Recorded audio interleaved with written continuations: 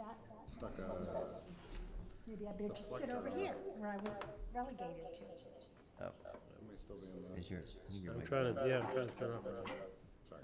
Look at my big head is still in the way. My deflector on the air conditioner. Over here. Normally Okay. it goes right on this spot. We'll try it over here. You do See that? what happens. Yeah, I don't know, someone. All right. Okay, wait a minute. Good evening, everyone. I want to call to order the August 17th Hamilton Select Board meeting. Because we're a hybrid tonight, we're going to have to do a roll call voting throughout the meeting. We'll start with a roll call right now. So we'll start with you. Okay, Lee McCoy here. Ben Galuza here. Rosie Kennedy here. Bill Olson here and online. Tom Myers here. And the audio's not quite right. Yeah. Tom, can you hear us? Because we're having a little trouble hearing you. Can you? Yep, okay. I can hear you perfectly fine, yep. We're having that problem again with the audio. We had that problem last week. I don't know what happened. Come on, where's our techies? Let's go, boys. Check the volume. We turned that knob over there and it helped a Not little bit. me. All right, while we're working on audio, we'll read our board and committee openings, although we look like we're going to fill a bunch tonight as well. We've been doing a good job of filling spots. So Affordable Housing Trust has 1 opening. Conservation Commission has 2 openings. Council on Aging has 1 opening. The Community Preservation Committee has 2 openings.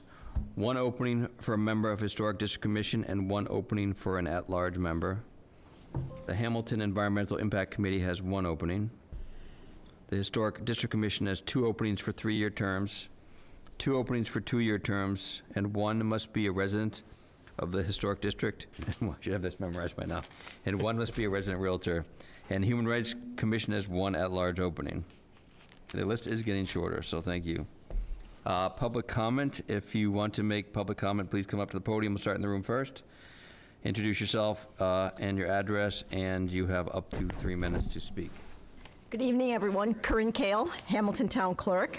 Just here for one reason, to provide everyone with information and reminders regarding the September 1st state primary, which is 2 weeks from tomorrow.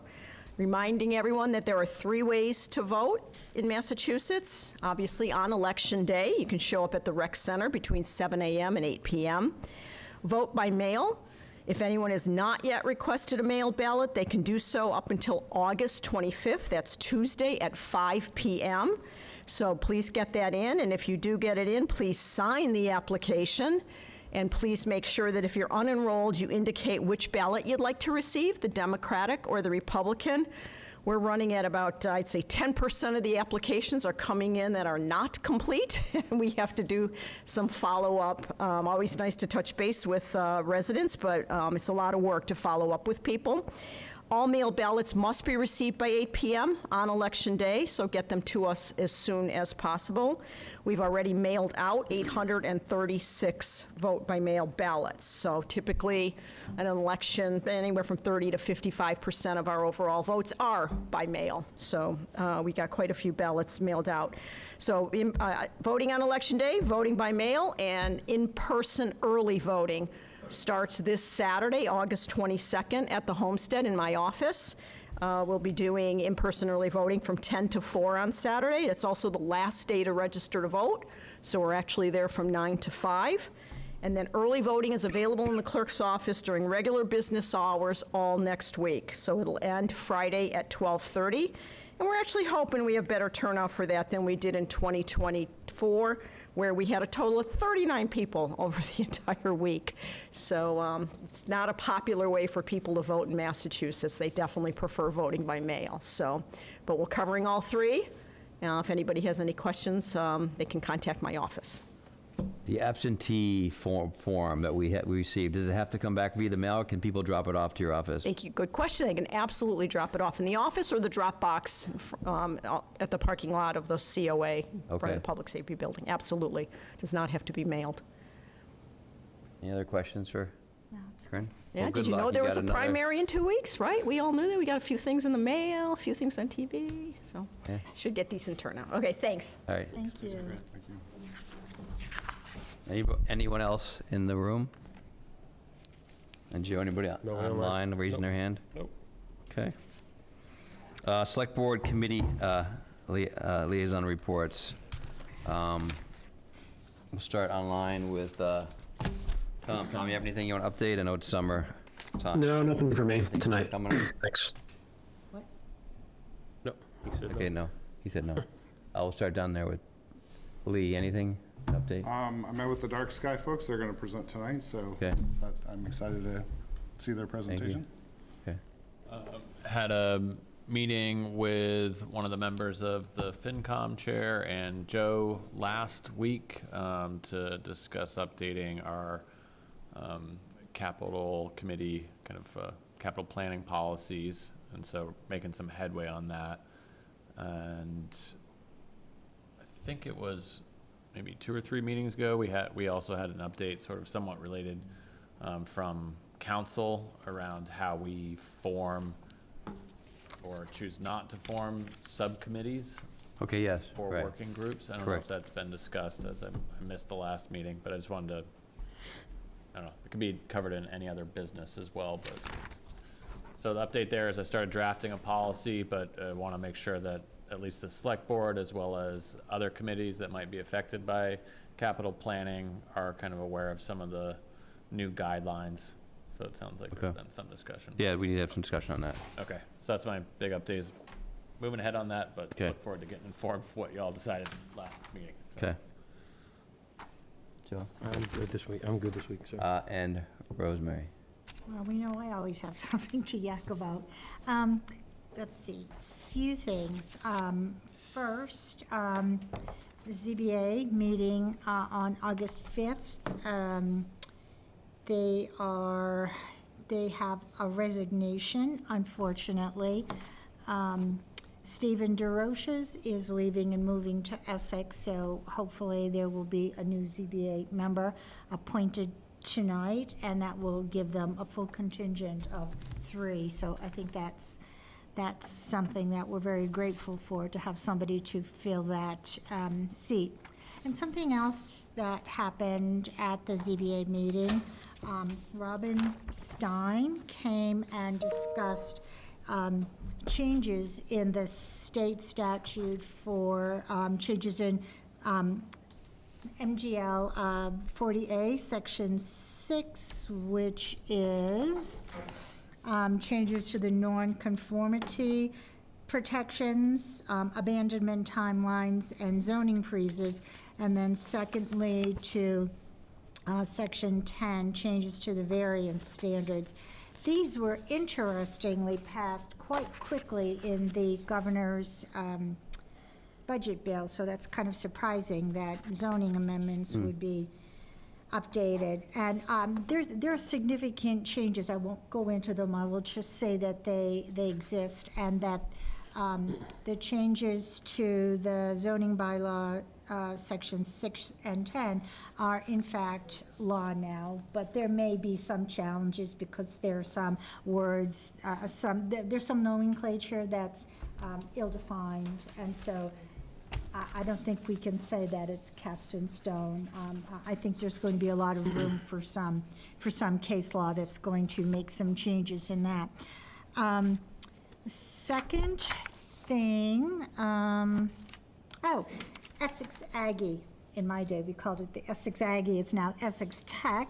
I'm very excited to be going to an open house on the 26th of this month. And the 17 communities who are included in their scope of students are going to be discussing the allocation procedure for the 2028 school year. And I'm very excited to go and hopefully poke around the school a little bit, see what it's all about, see what all the hype is, and I'm looking forward to that. And then finally, one other thing. I was in my garage painting something, and David Smith came over and talked to me about the e-bike bylaw that I had talked about last time. And David Smith said that, yes, he's seen a lot of worrisome things going on with little kids on e-bikes and versions of the e-bikes. And because I have been so interested in this, he proposed that he, as the chair of the Board of Health, work with me, and we would work with Chief Guy, the police department, to look at what other towns have done for bylaws while we wait for the state to develop their bylaw, their statute, and come up with something that's going to protect our residents and the kids, specifically the kids who are flying around our town sort of unfettered. And they're adorable, but there are some dangerous things going on, and that's what prompted David Smith to come over and chat with me. So I'd like to, at some point tonight, talk about that and Yeah, we can talk about that see new if that business. can come to fruition. Okay. And that's all. No, that's been on our agenda, so we should be talking about it. Yeah. Okay. All right. Anyone else? Okay. All right. The first item on our agenda, Consent agenda. oh, sorry, consent agenda first. All right, consent agenda. We have two items on the consent agenda. We have approved minutes of the July 20th, 2026 Select Board meeting and approved minutes of the August 3rd, 2026 Select Board meeting. I was not present for either one of them, so I will let one of you make a motion. I move that we accept the consent agenda. Do I have a second? Second. And we'll do a roll call vote. Actually, we'll start online to make it easier for, Tom Myers, yes. Tom Meyer said aye. Lee McCoy, aye. Ben Galuza, aye. Rosie Kennedy, aye. And William Olson, I'll abstain because I was not there for either meeting. Okay, Signed. signed. Okay, great. There we go. All right, we're gonna start with a, is Sean online? Sean is online. Okay, we'll start with a department head report with our fearless director, Sean Timmons. Sean, you there? Hey guys, can you hear me? Because I think my camera might not be working. But you got me audio? We can hear you if you speak loudly. Okay, I will talk as loud as I can. I have no problem talking loud, so that's okay. So obviously with with summer winding down, just wanted to sort of recap some of the things that we had going on this summer, as well as some updates on some upcoming programs and some projects that we have been working on, for a little while now. So last week, last Friday was our last day of camp. So we obviously, like we've done in the past, we did 8 weeks of camp this year. We started, right when the kids got out of school and then ended, like I said, last Friday. So, it was a really successful summer. We made a couple changes, specifically with our older kids. We actually moved to doing 2 field trips per week for our very oldest campers. We brought in some different special entertainment as well this year for our younger campers. So, all in all, a successful summer. Was really happy with the way, with the way things went, for the camp program. Staff was great. The kids were great, and really was a lot of fun. We had a good time this summer. The pool is still open, so we're getting down to the end here. So we've entered our postseason hours. So the pool will be open for the next 2 weeks. The pool will close on Sunday, August 30th, will be our last day. So our postseason hours are posted on our website. I posted them on our socials as well. So if people, want to check that out, they can see our postseason hours for the pool. But, hopefully the weather gets a little bit better here over this week and a half or next 2 weeks. So, folks can take advantage of the pool here, before everyone, gets back into, I guess, school mode. We just because camp ended, we also are running some programs this week, next week, and the following week as we lead up to school. So if anyone's interested in keeping the kiddos busy, we do have I think we're running six or seven in total programs over these next few weeks. So they still have some availability in some of them, but they did fill up pretty quickly. So we're looking to close the summer out strong. In that respect. Our fall program brochure was released last week. We actually are having registration starts tomorrow morning for residents. So, if folks want to check out the website, it has all of our upcoming programs for the fall. And again, registration for all of our fall programming starts tomorrow. And then just for projects, so I know the last time I was on, we had talked about the gazebo project. So that project did go out to bid, and we have awarded the contract. So we're just waiting on a couple final signatures for that. We're actually going to be meeting with the company that was awarded the bid on site, hopefully next week or the end of this week or early next week, and start the project over there, early fall. So, more to come on that once I get the final update and the final schedule.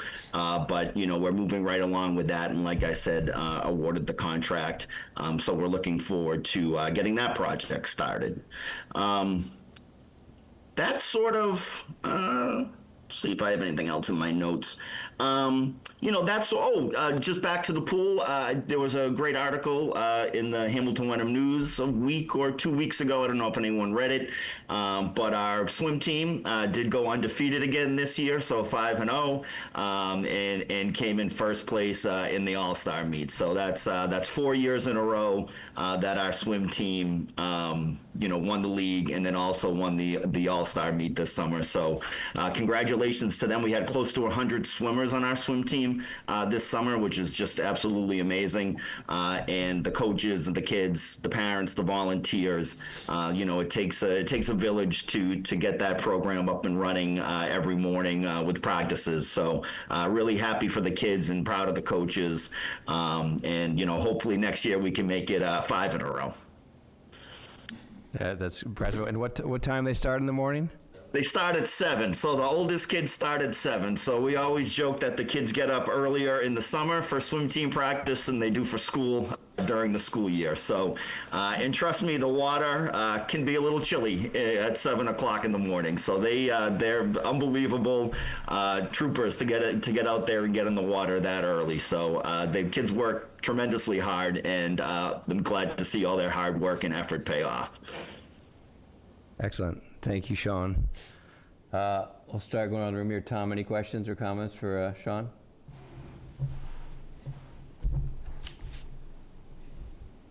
Sorry, Tom, hear me? He can hear us, he's just shaking his head no. Okay. Lee? I don't have any questions. Thanks. No, thank you, Sean, for the updates. Great to hear. I know folks in town are going to be really excited about the gazebo project kicking off and getting that cleaned up. So thanks for shepherding that through, and looking forward to shovels going in the ground and paint getting stripped. Anything? I just have a quick comment, Sean. I went to the senior swim, and there were maybe about 7 or 8 other seniors who really enjoyed the senior swims this year. So thank you very much for doing that this year, as you have for the last several years. And I also wanted to say, as I was leaving the swim, these 2 little boys who were about 8 or 9 years old had biked all the way over by themselves, but they both lived, quote, just down the street. And they were so proud of themselves for coming to the pool by themselves, and they were the most adorable 2 little boys I've ever seen. So thank you for providing bike racks for the kids to bring their bikes. We love when the kids ride their bike there. It's great. Yeah, and I did forget to mention, Rosie, too, that part of the senior swim on Wednesday mornings and Sunday evenings, we did add that water aerobics portion of it, and that actually went over really well. So we did have a lot of folks taking part in that program on Wednesday morning specifically, but both on Wednesdays and Sundays as well. That's just fabulous. Thank you so much, Sean. I think, Sean, my only comment was that I haven't caught up with you since the tank got finished, but it looks like the tank is done. It looks great, and so thank you for helping manage that volunteer work as well. Yep. Yeah. No. The Abrams company did an amazing job. So I would invite anybody to go down there and check out the work they did. It's really detailed and really quite amazing. All right. Any public comments or questions for Sean? All right, thank you for joining, Sean. All right, sorry about the camera, but thanks, guys. Thanks, everyone. Thanks, Sean. Can I take the next one? Want me to kick it off? If you want to, that's fine. I'll kick it off to you. Next item on the agenda is discussion with the Hamilton Nope. No, I'm sorry, I missed, I'm sure. Recommendation for town, so next one is really, we've been in a transition period for about the last few months between Chief Brunette's pending retirement and promoting our, what we said, the lieutenant, right? Lieutenant, Deputy Chief. Deputy Chief, Dan Sullivan to Fire Chief. So we appreciate their working together over this transition. We think it was very successful. We have not done that before, but looking forward to seeing how that works, so maybe we can do it in other positions in town. So the next step is for Joe to work on a contract. So I'll turn it over to Joe, and he kind of talk us through next steps. Yeah, so I just want to, I'm proud to make the recommendation tonight that the Select Board appoint Daniel Sullivan to be the next fire chief of the town of Hamilton, effective October 1st, 2026, pending successful negotiation of a contract. 3 years ago, a little over 3 years ago, Chief Burnett and I sat down because he had told me he was working on his last contract, and we needed to identify a succession plan to make sure that we could maintain the stability and the growth in the department that he had worked so hard for. That discussion led us to decide that it was time to hire a deputy chief and groom that person to take his place. That led to a very rigorous assessment center exercise that evaluated several very well-qualified candidates, and Dan was the best among them. And the chief's the chief made the decision to appoint Dan as deputy chief with the goal of getting Dan ready to take his job someday, and that day is here. Dan, over the last 3 years, has taken on more and more responsibility in the department, especially in the day-to-day stuff. He spent the last year and a half working side by side with Ray on the annual budget process. He's ready to take this next step. I know that the men and women in the department have faith in him, as do I. So I really recommend that the board vote tonight to appoint him effective October 1st, and then he and I will get down to brass tacks figuring out a contract. Do you want to come up, just say hi, or you good? Yeah, you guys have any questions? Or, I mean, I've been working on it with Joe, but I just wanted to make sure everybody else has a chance to speak and ask questions if... Could he come and say hello to the podium? Yeah, sure. You can come on up to the Dan, podium. you want to come up to the podium and say hi? Get on the firing line. Hi. Oh, boy. And, okay, so I've heard is it all right for me to ask a question now? Yeah, Okay. go ahead. So, hi, welcome, Rosie Kennedy. And in a nutshell, how much experience have you been in local fire departments, small departments before you came here, or just like really briefly? So I'm coming up on year 30, 26 and a half with the town of Wenham, where I started as a probational firefighter in May of 1997. Worked my way up through the ranks of lieutenant, captain, and then finished my career there as deputy fire chief, and as a call, part-time, the whole time. And then as I moved forward, I wanted to end my career like in a full-time position, and the opportunity arose to apply for Hamilton, which was similar demographically and operationally, and I thought it was a good fit.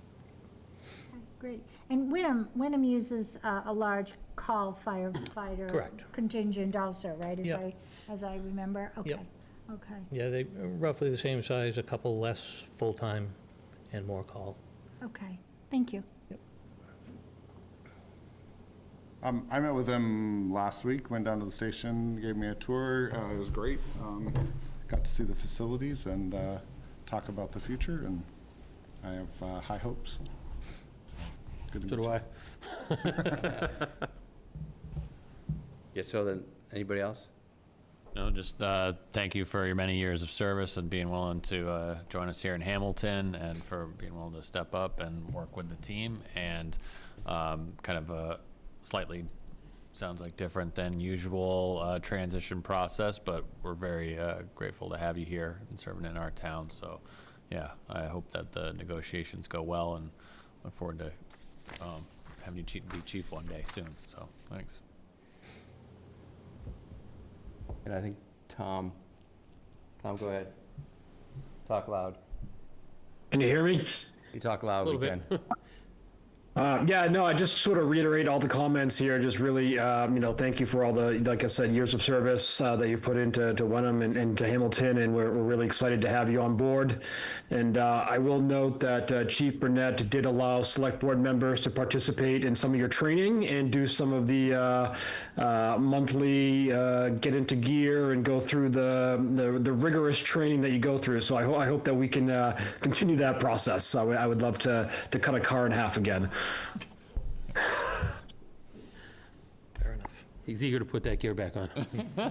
No, thank you as well. I was just curious, are you, and I may have known this already, but are you a resident of Hamilton? Wenham. Oh, one, you're a resident, okay.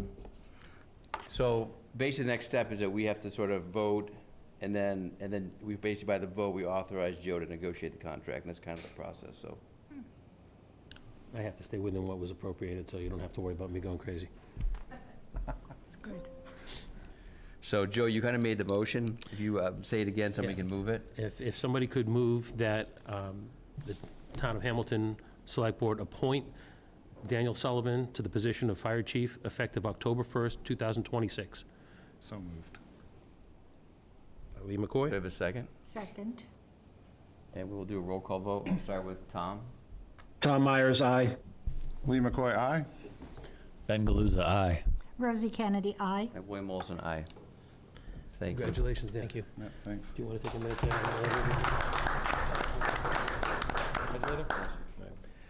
We're going to recess for like 5 minutes just to say congratulations to Dan. Anybody else wants to do that can. Does this actually work? Well, that's kind of nice. I don't know, I always lean all over. We're supposed to push the button.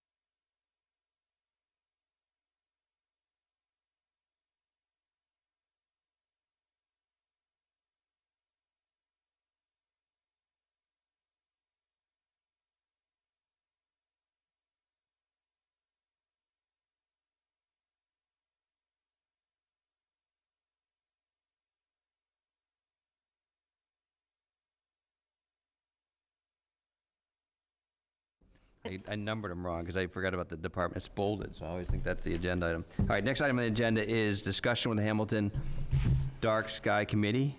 They put together a presentation for us, and keep in mind that it's something that we've asked them to do. It's a goal of the select board, so we're excited they're here to show us what they've done and the direction they'd like us to go in. So I'll turn it over to Ann. Good evening, and thank you for having me here. We have a slide presentation that Joe's putting up. We're not going to be rude, but we're going to turn our back to you. Sorry. That's quite all right. Here on the other side. My name for the record is Ann Giroux, spelled G-E-R-O. I reside at 821 Bay Road. I'm here tonight in my capacity as a member of the steering committee of Hamilton Dark Sky. What I'd like to do tonight is take a few minutes to explain to you what we've been doing as a group, review with you some of the principles of light pollution and what can be done about it, and then review with you some common bylaw provisions and issues for the board's consideration. Next. Hamilton Dark Sky formed about a year ago. It was when a group of residents realized that we shared a common passion for protecting the dark sky. The first thing we did is we reached out to Dark Sky Massachusetts. It's the Massachusetts chapter of Dark Sky International. They have a lot of resources, including a model bylaw, a model dark sky lighting bylaw. We looked at that bylaw as well as the bylaws from other towns. We've also been engaged in some public education. We had an event at the library in April. I think you have before you the announcement of that event. It was very well received. We had over 70 individuals attend that night. We've also been partnering with Essex County Greenbelt. Last night we worked with them on the Sky Party at Sagamore Hill, and this coming week they're having a citizen science event at Dodge Farm where they're going to be teaching people how to take light pollution readings with their cell phones and then how to register those online, and that'll be this Wednesday evening. We've also started speaking to stakeholders. You can go back one slide, Joe. We've also started speaking to stakeholders here in town that we thought would be interested in light pollution issues. We spoke to Marnie Crouch, and we're going to be appearing before the planning board tomorrow night to give them a brief update on what we've been doing. We spoke to Rick Mitchell of the Hamilton Development Corporation, the chief of police, Superintendent Tracy, one of the downtown major property owners, and Andrew DeFranzo. We're looking forward to speaking to additional individuals. We hope to be able to meet with the director of the DPW, the property owner of the CVS Plaza, and would also like to reach out to Gordon College and Pingree over the next couple of weeks. The next slide. The basic issue is what is light pollution? And light pollution is defined as the excessive, misdirected, or inappropriate use of artificial light at night. When we say dark sky, we don't mean that all lights should be out at 9 o'clock at night. That's not what we're talking about. What we're talking about is the strategic use of artificial light at night, so it's used only when it's needed, only where it's needed, and only of the type and character that's appropriate. What is at stake with light pollution? Light pollution is very disruptive of the natural environment. It's very detrimental to our nocturnal wildlife and ecosystems. It has a negative impact on residents, both in terms of the glare that would be around them and making it difficult to see the night stars. It would impact the rural character of our town and result in wasted energy. Next. This slide shows some of the basic fundamentals that anyone needs to address in a dark sky bylaw. On the far left, you see an example of a lamppost, really inappropriate lighting, glare everywhere. The first step is to shield that light, make all the light point down. Once you do that, the next step is to adjust the color temperature to make it a warmer light rather than the cool white blue light. After that, you adjust the intensity to make it only the intensity that you need. And finally, you only have it on for as long as you need that light. When you don't need it anymore, you turn it out. Next. This is an example of an unshielded light. You look on the left side, you can tell it's an unshielded light because you can actually see the light source. You see the light bulb. At night, the glare goes everywhere, up, down, all around. Next. This is a picture that was taken down in Nantucket. It's a building, and you can see those lights along the drip line of the roof. They're all facing directly out. Those lights were also on an arm, on a bracket, so they could be tipped down. That's before they were tipped down. The next slide is what happens when you simply tip them down and shield the light. It makes a dramatic difference. Next. Also, inappropriate lighting with glare and too much intensity can create a public safety issue. It can be difficult to see at night with inappropriate lighting. If you look in the middle of that photo, you can see there's a fence and a gate in it. If you just look at that gate, next photo, Joe, You can see once that glare is blocked, there's actually an individual standing in that gate, and the glare prevents you from seeing that. Next. Shielded lights have gotten much better. Over the past 5 or 10 years, we're starting to see shielded light that would be appropriate for residential use. You can tell it's fully shielded because, for example, take a look at the one on the right. The light is coming from the housing up in top. And I've seen a light similar to that used in Newburyport, only they have a fake light bulb in the middle, so during the daytime it looks like it's an actual light post, but at night the light is all coming down from the housing up above. Next. Once you correctly shield a light, then you need to look at the color temperature. And the color temperature simply means the hue or color of the light. And it's on a range. They call it a Kelvin, or K is how it's initialed. So on the left, you have a light with 1000 K color. It's a very orangey light, all the way up to the right, where it's 9000 K, and it's quite bluish.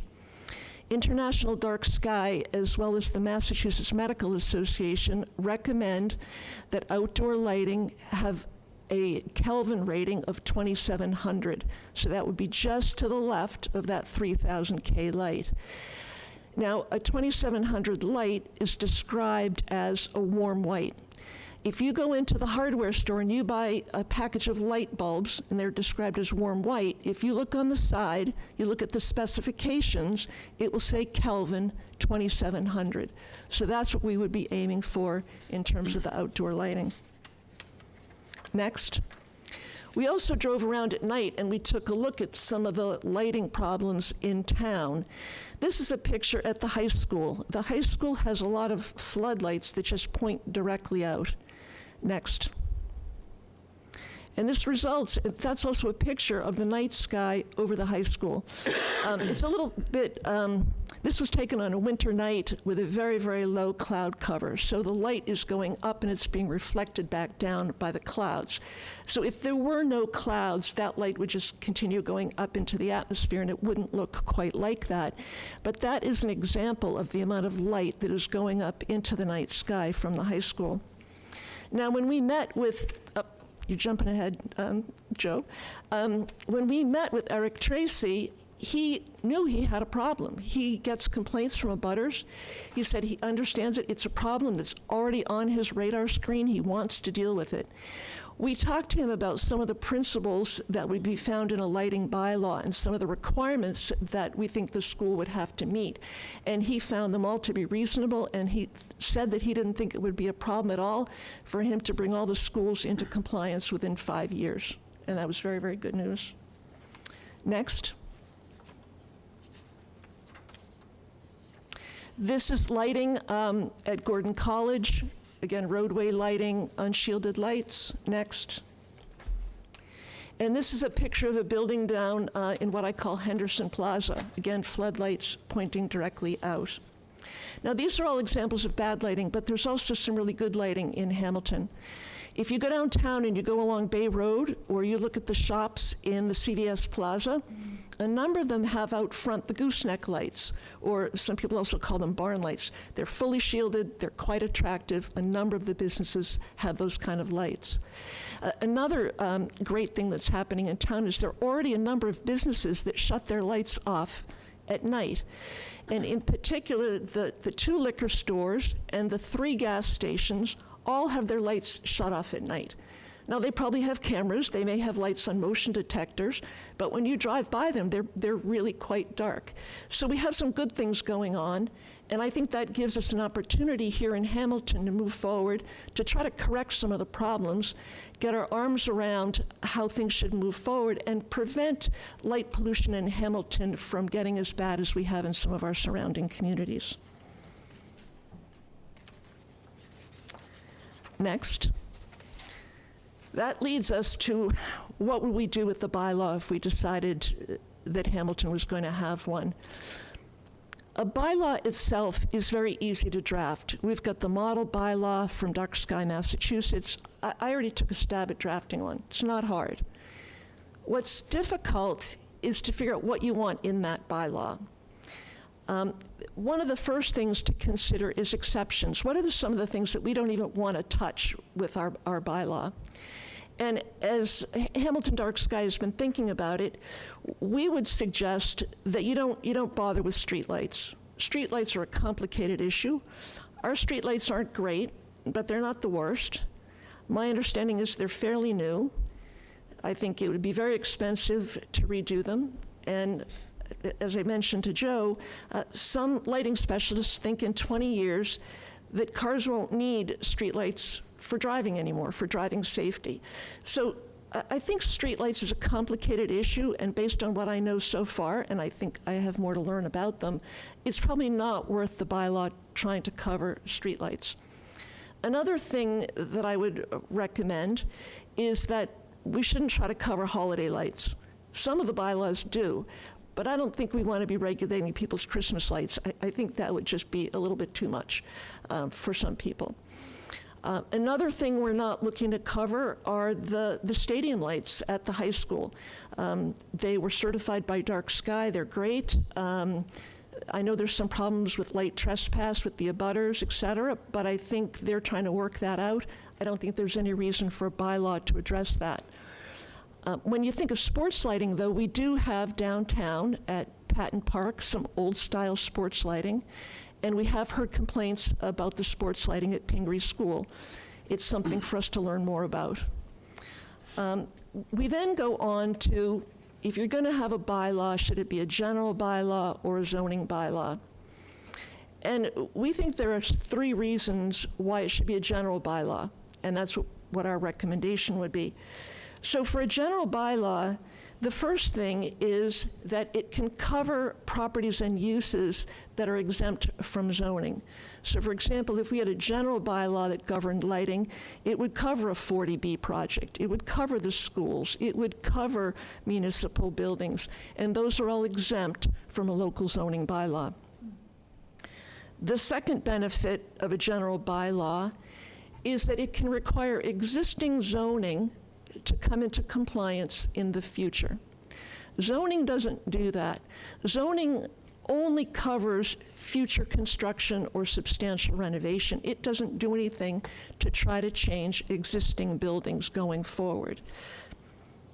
The third reason to do a general bylaw is that at town meeting, a general bylaw only needs a 50% vote. A zoning bylaw requires a 2/3 vote. Once you decide what kind of bylaw you want, you then get into the issue of what properties do you want to cover, what uses do you want to cover. People are pretty much in agreement that you want to cover commercial, you want to cover schools, you want to cover municipal.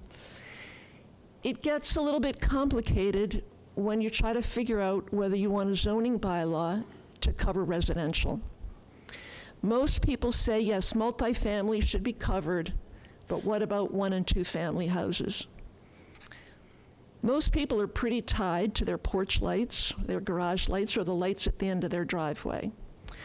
And we looked at what other towns have done with respect to 1 and 2 family, and they're really all over the map.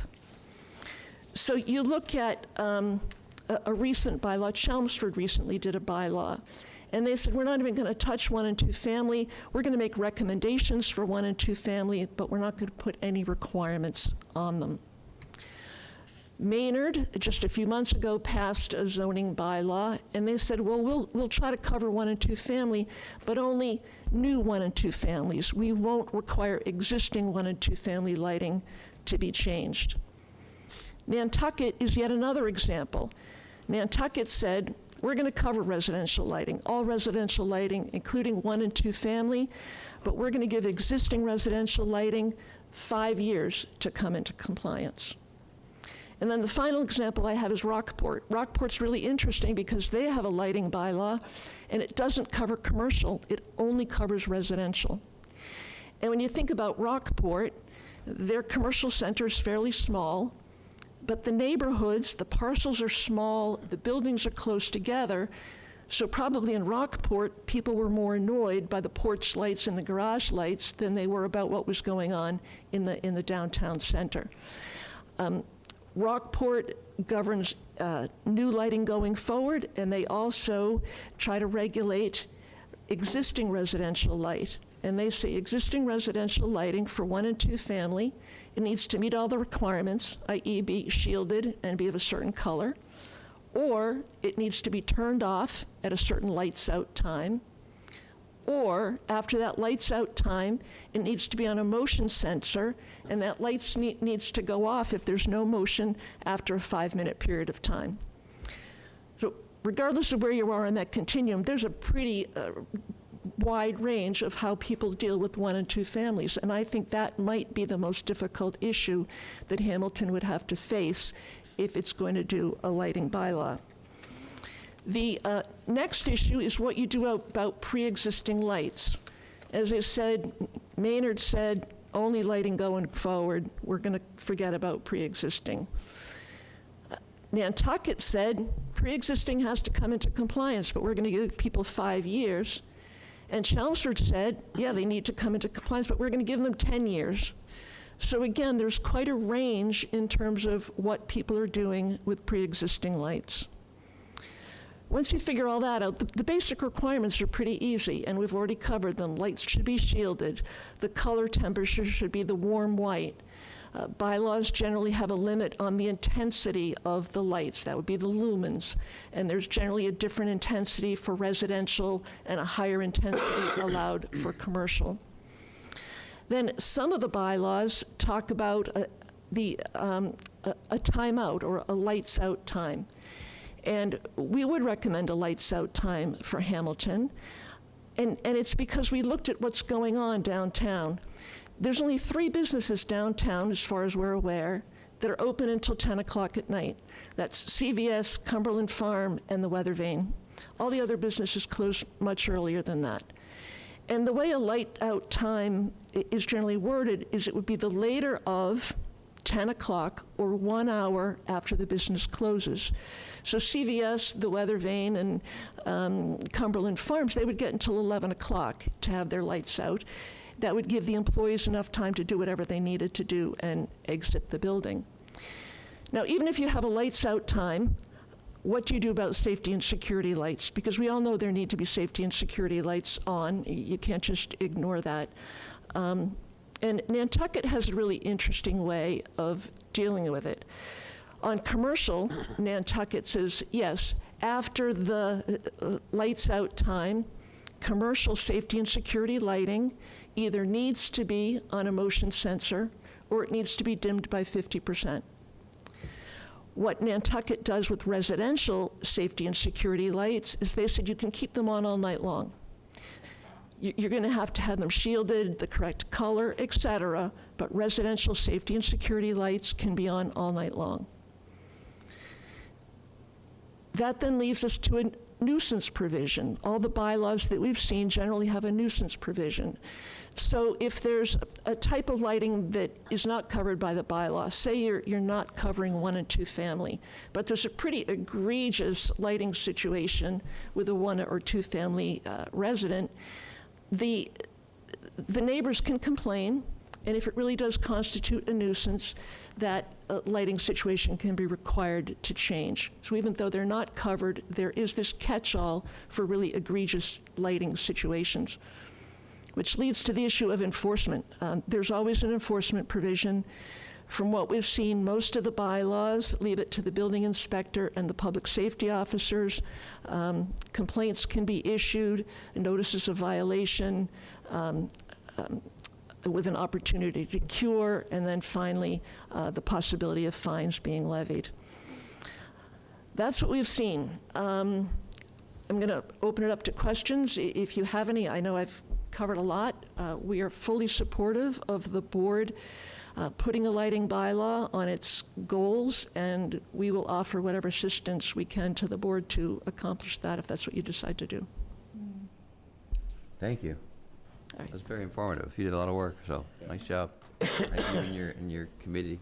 I had a few questions, but we can go around first. Do you want to go in this direction first? No, go ahead, you can start. Okay. So my first question is, you raise a lot of very interesting possibilities, a lot of scenarios.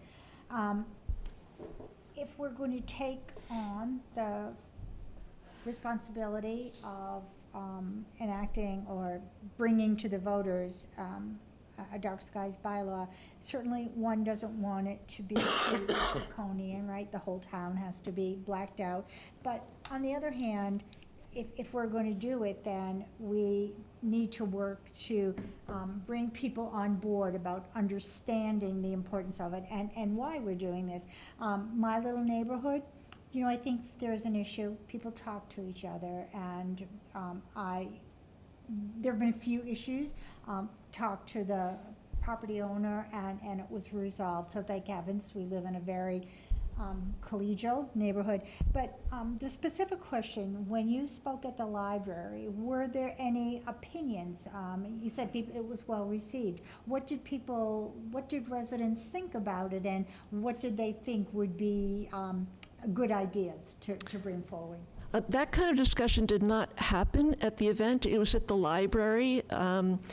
There were a few questions at the end, but we needed to be out of the library by 8 o'clock, as you guys, because we're not a government entity or whatever. So people were trying to ask questions, and we were literally being pushed out the door. So we did not have that kind of fulsome dialogue that I think needs to happen, and a fair amount of it. Because it sounds like, you know, it sounds like the bylaws are all over the map, and you really don't want to say, oh, we'll only make the schools and public safety building and 3 businesses need to be compliant, and then the whole rest of the town, which is mostly residential, not compliant. And I think there's, so I think about encouraging people, pre-existing homes to comply.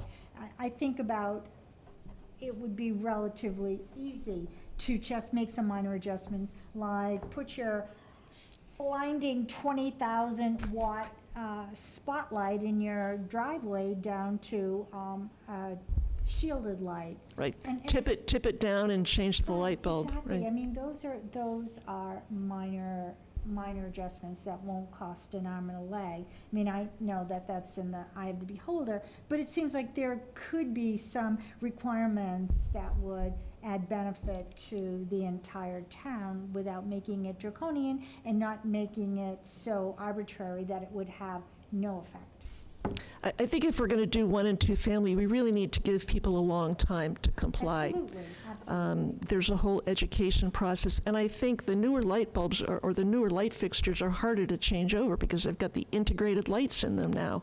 I mean, you look at the wall packs at the school, that's all got integrated lighting in it now, so I think the whole wall pack needs to be changed. I think there'll be different situations for different kinds of lighting. Exactly. And so where it's an easy changeover, that would be great. People can feel that they're doing something to help the environment. And I do appreciate that there would be some difficult situations as well. So those are just my... And I think we're tentatively planning on having some kind of educational event this fall. We've reached out to a few people, and we're hoping to have it more of a family-type event, maybe about moths or fireflies or whatever. And again, that would be an opportunity to do a little bit of this education. Yeah. Thanks.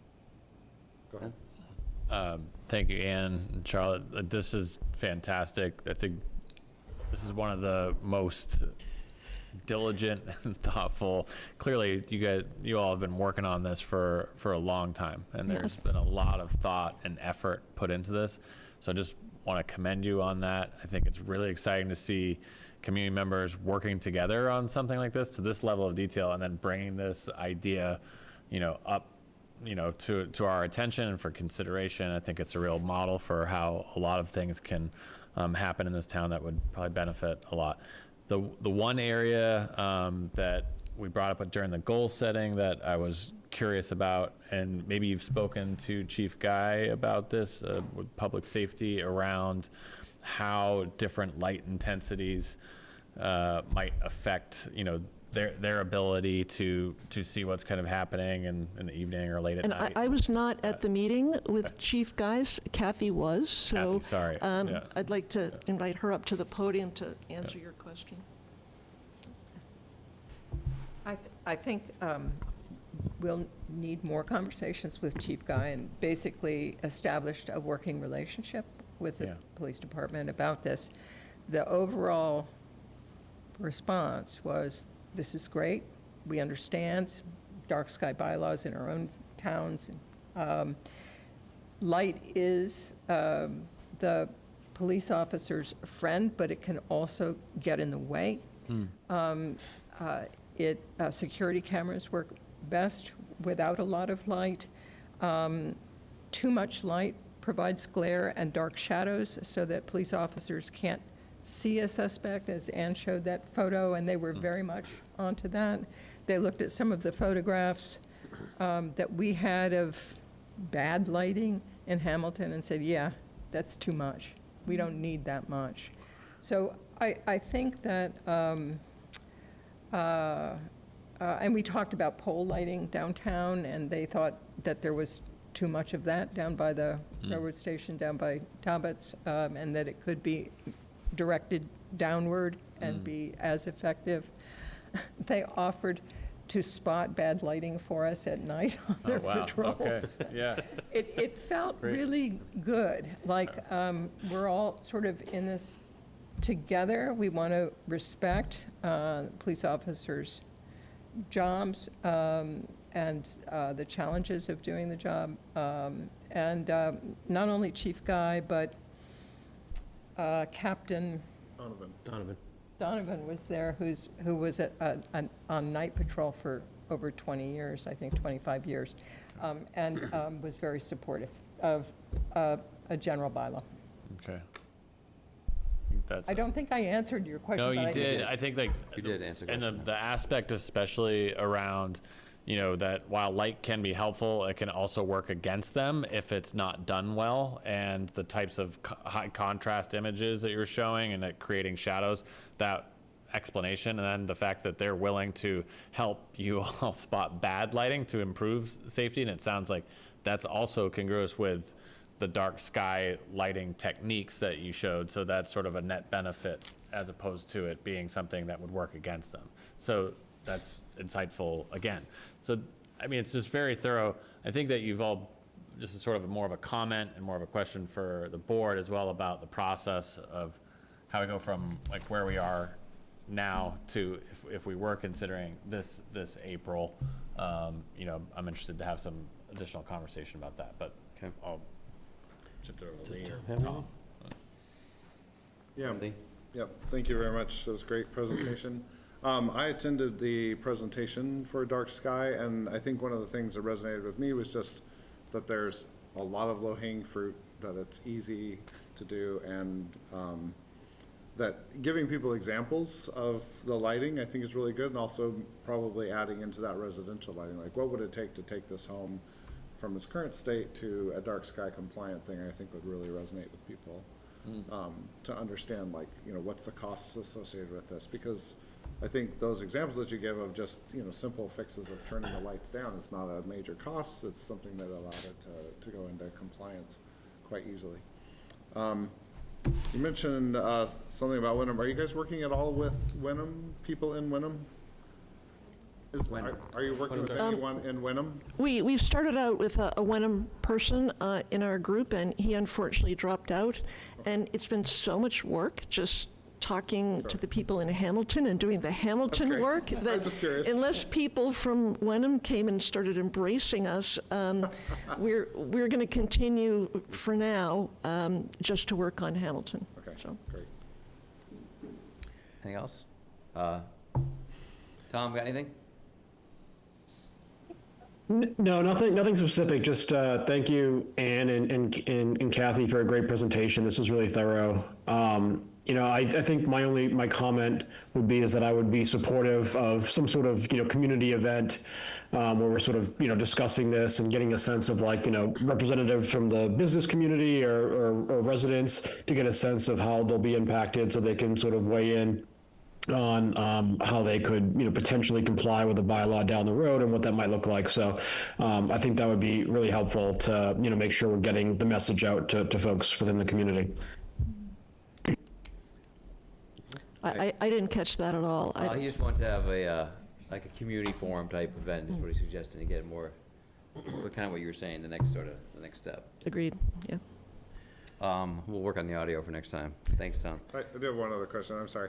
And I could have asked you this at our other meeting, but is there any sort of audit thing available through Dark Sky Massachusetts, or where they can come and help you with understanding your dark sky situation? We actually have a call with a Dark Sky individual who is a lighting consultant and is part of a lighting practice in Cambridge. We're going to talk to him this week and ask that question. I did speak to the woman in Nantucket last week. Nantucket has a 5-year period for everyone to come into compliance. They're 2.5 years into that 5-year period, so they are working on trying to educate people and do audits and do inventories. They have hired a consultant to help them go around and inventory all of the municipal and school lighting. We're much smaller than Nantucket. It seems like Eric Tracy already has a handle on what the schools need to do. I think we may need help assessing some of our parking lot lighting in town and maybe some of the other lighting that's a little bit more difficult. I don't have any other thoughts. I got a few questions and more notes as well, too, just to make into the public record for follow-up. But no, I wanted to echo our group here, but very thoughtful presentation. I think we did really well was acknowledge a lot of the challenges and show examples of solutions. I think a lot of people should take a lesson. Actually, I think it's a good way to present a good point by having examples and acknowledge what the issues are and not just pretend they don't exist. So Right. you got a lot farther than I would have expected you guys to at this point, so thank you for taking us so far.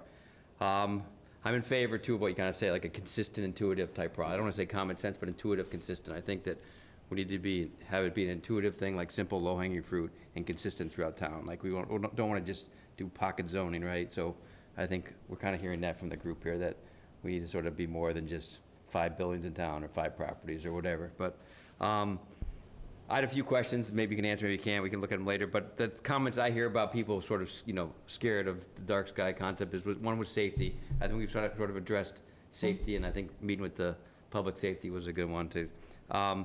Internal lights. Internal lights are sort of exempt from dark sky. What's the interpretation of like a house that's really lit up well from the inside and it just comes through the window? Like, is that exempt? And I've asked the people at Massachusetts Dark Sky, and they admit that internal lighting is kind of off the table. Okay. And in particular, downtown, we have 2 features. 2 of the buildings have like the cupolas, I think you call them. It's just like the little steeple at the top. Its only purpose is to have a light. Is that an inside light? Is that an outside light? The person from Dark Sky said, I think you should call that an outside light.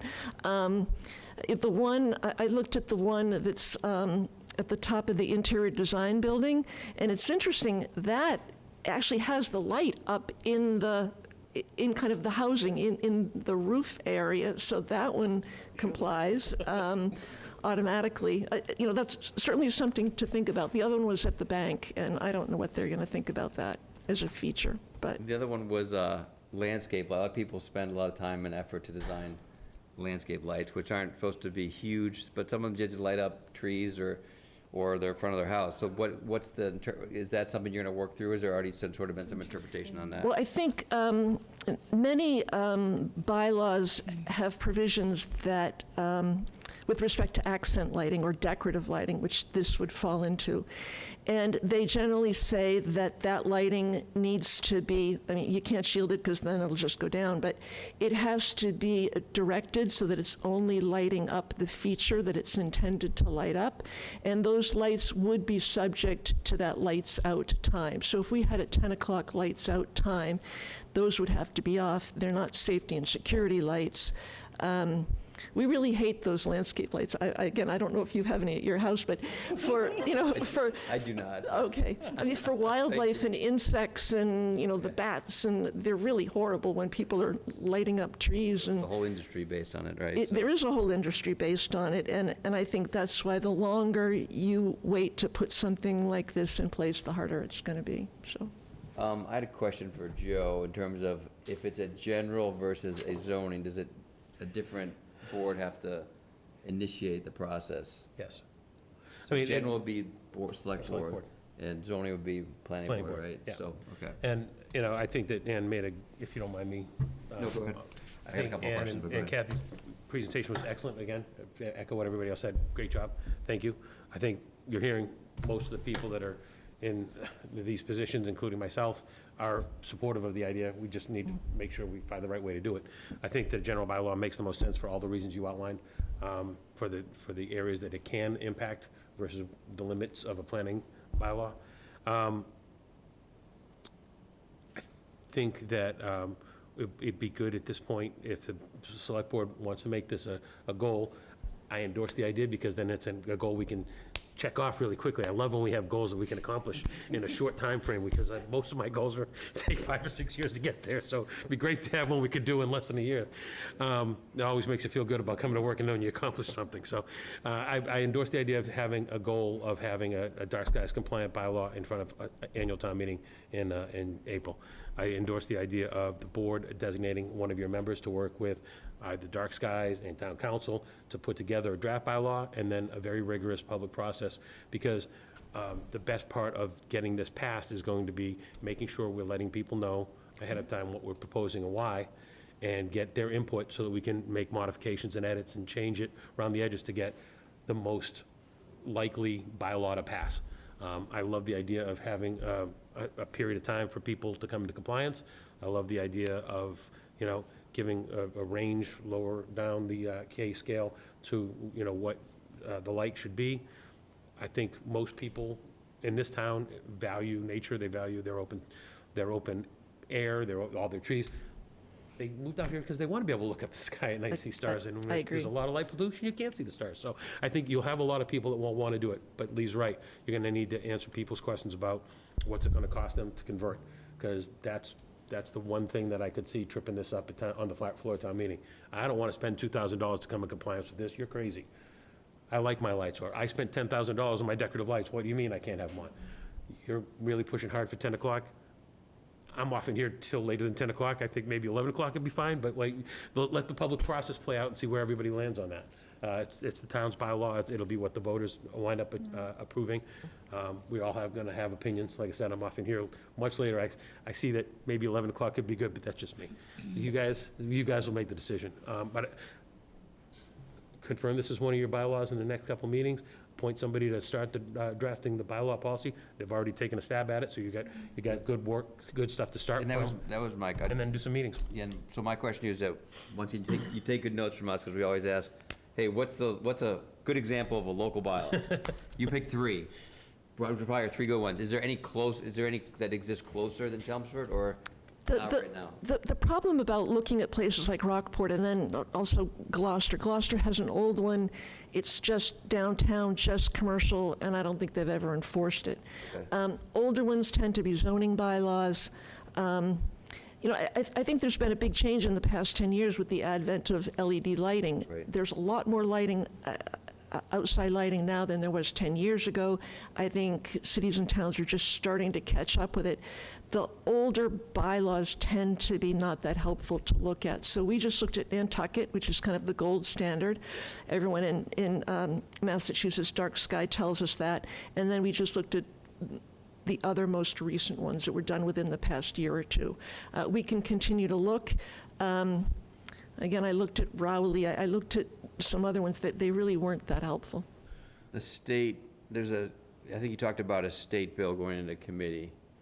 State bill on And dark is it skies. worth of us getting a copy of that and looking at that, or is that really not going to relate to what we're looking at? No, I don't think it relates. I took a look at the Senate version of that bill. The Senate and House version are not that far apart. Apparently, it's just dates for things to happen. But what that applies to, it's for any outdoor lighting that's funded with municipal or state funds. Right. It only applies to lighting going forward, so it doesn't do anything about existing lighting. It says that for the new lighting, it has to be fully shielded. They've asked the Department of, I think, Energy to come up with regulations for maximum Kelvin in terms of color and maximum intensity. And they've also asked the department, whoever sets rates, the DPU, the Department of Public Utilities, to set a special rate for cities and towns for their streetlights if the streetlight is using less than 35 watts. And what that is the legislature is intending to give cities and towns a special electric rate if they dim their streetlights at night. Now, I think we're all pretty far away from that. I don't think Hamilton even has the ability to dim its streetlights based on. I'm not so sure about that. The town, Well, that's why I said we don't know a lot about the so the town of streetlights. Hamilton bought the streetlights from National Grid back in the early 2010s. They were part of a group procurement process for new LED streetlights. When I was in Winthrop, they were in the same group as us. We bought our lights from Siemens. We bought LED streetlights. We have the ability to turn up and down the lumens. I think we have the ability to turn the color too, but I'm not sure. None of that's been done since they've been put in. They've been there for a while. They might have corroded. We don't know for sure, but Okay. there was some forethought at the time to give ourselves the ability to play with it, but I don't know I don't know for sure, because I was in Winthrop at the time, so. We're recording, sorry, so you have to just go to the microphone, I apologize. I should, again, introduce myself? Sure. Kathy Simons. I just wanted to say that I wrote to Vicki Masson Okay. to find out if she can provide us with the details. She'll probably be And the able, in a record, flexibility. she'll be able to go look back and see what we purchased. What we'll have Yes. to do is look at the service contract that the town has. Which you would That have. would be with Tim, with With Tim Tim. and Siemens, to see what the service contract says and how much it would cost for us to go around town and turn down Well, lights. we'll pursue And it. really, even Vicky's emails and records will tell us what the light's capable of, and then we'll have to see what it would cost to be able to go. Don't know yet. And again, we're happy to look at documents for, I know Tim's really busy, this is probably the last thing on his priority list, so whatever we can do to help out in that effort. So he's gonna have plenty of He's time. almost through recycling and then the town hall, so. Then he takes a big, long vacation, and then we put him back to work. So, next steps, right? So one of the things I'd like to recommend is they're going to the planning board tomorrow, right? It would be good if we can't vote, but have a straw vote here and say, hey, if they go to the planning board to make a recommendation, say, hey, the select board seems to be behind a general bylaw, maybe they won't get, have to start talking about a zoning bylaw. So the question is, do we want to send them to the planning board with a straw vote saying that we're interested in this being a general bylaw? Yeah, maybe a potential couple of caveats there, but Okay, go ahead. for it sounds like the area that is often most debated and deliberated is around the 1 and 2 family homes. But since the planning board also has the authority to kind of set standards for new homes, new construction, new development, or things like that, I guess now it's a question too, but would the general bylaw General bylaw would go over all of those. would cover all of All those. that And as even- well? even And as we t- wouldn't right. need a zoning board backstop for new development? And then I think during site plan review for commercial, multifamily, whatever, that would be an issue that the planning board would look at to make sure that it was in compliance. I But see. again, that would be new construction going forward, and they only do site plan review for commercial and multifamily. They don't They do, do. They haven't They- enforced the dark They've been skies. making it part of the order Yes, conditions. they do, downlighting and, I've looked at what they've done so far in their 3A zoning, et cetera. It talks about fully shielded, it doesn't say anything about color, intensity, lights out time, whatever. So, and again, that's only for commercial and multifamily, it's not single family. yeah, you're right. The other thing is Ann pointed out, something like a 40B project is immune from local zoning. So if it was in a zoning bylaw, then it would not matter. The 40B could do whatever it wanted. So you'd want it as a general bylaw, so that you would pull in those Would have projects. to comply with that. do the dark sky stuff? I think they did voluntarily. And we've actually talked to Andrew. Their lights are, the ones that were ordered, were ordered as being fully shielded. We explained to him that there's more to it. There's also the color temperature. He quickly changed the order. The ones they had ordered was not the appropriate Kelvin, so he quickly changed that. And he told us that he's really interested in working with us. He said he wants to be a leader on this issue. He'd love to have this kind of be an experimental project, and whatever works here in terms of lights out, timing, cameras, motion sensors, whatever works here, he would love to then take it to other projects going forward. So again, he really was interested in partnering with the town. I think my only caveat and like area of concern is around the 1 and 2 families, especially existing, and how those are brought into compliance. I feel like that's something that I'd want to see kind of fleshed out during the public engagement process. And I would like for us to be thinking about, well, what does that look like in terms of those hearings? Is that something that we help administer, orchestrate? If it's going to be a select board bylaw, I definitely think that you could set aside portions of your regular meetings to have a hearing on the on the draft bylaw. And you could do a special meeting as well with just 1 or 2 of you kind of taking feedback and working It on doesn't mean that, the straw vote tonight doesn't mean that we're going to include 1 or 2 families, it just means we're going to write that our goal is to, over the next some months, is write a dark sky bylaw, and what it contains is what it contains, and we're gonna do the best job, but it's not, we're not committing to what's in there, we're just committing that we're gonna make it a select board goal, so when they go to the planning board, and we don't have to do it, but I'm just saying, if we're going to the planning board tomorrow, I know, I'm in favor of doing the straw, I like doing the straw vote tonight. I think, Joe outlined kind of like, here's an order of operations we could do. I think my only hack to that feels like, and they have already done a lot of this, especially through community engagement and like targeted kind of conversations, but opening it up for some more broader public engagement before we start drafting something as well. And that way it's sort of, we can give maybe a framework very similar to the presentation that was given today of like, this is the direction of travel, but have a public engagement, then get a draft together, and then do some further like public engagement, public hearings, or whatever we want to call it, before we bring it to the floor or the town meeting. Okay. That's my recommendation on process. I agree, I think but, I think that's a good process. Before we talk a little bit more, is there anything else that you want to ask us or have us discuss? I mean, we were thinking that we would just continue talking to people in town. Like I said, we have more outreach that we think needs to be done. We'd love to find out more about the streetlights. We'd love to find out more about the sports lighting, whether that's going to be a big issue.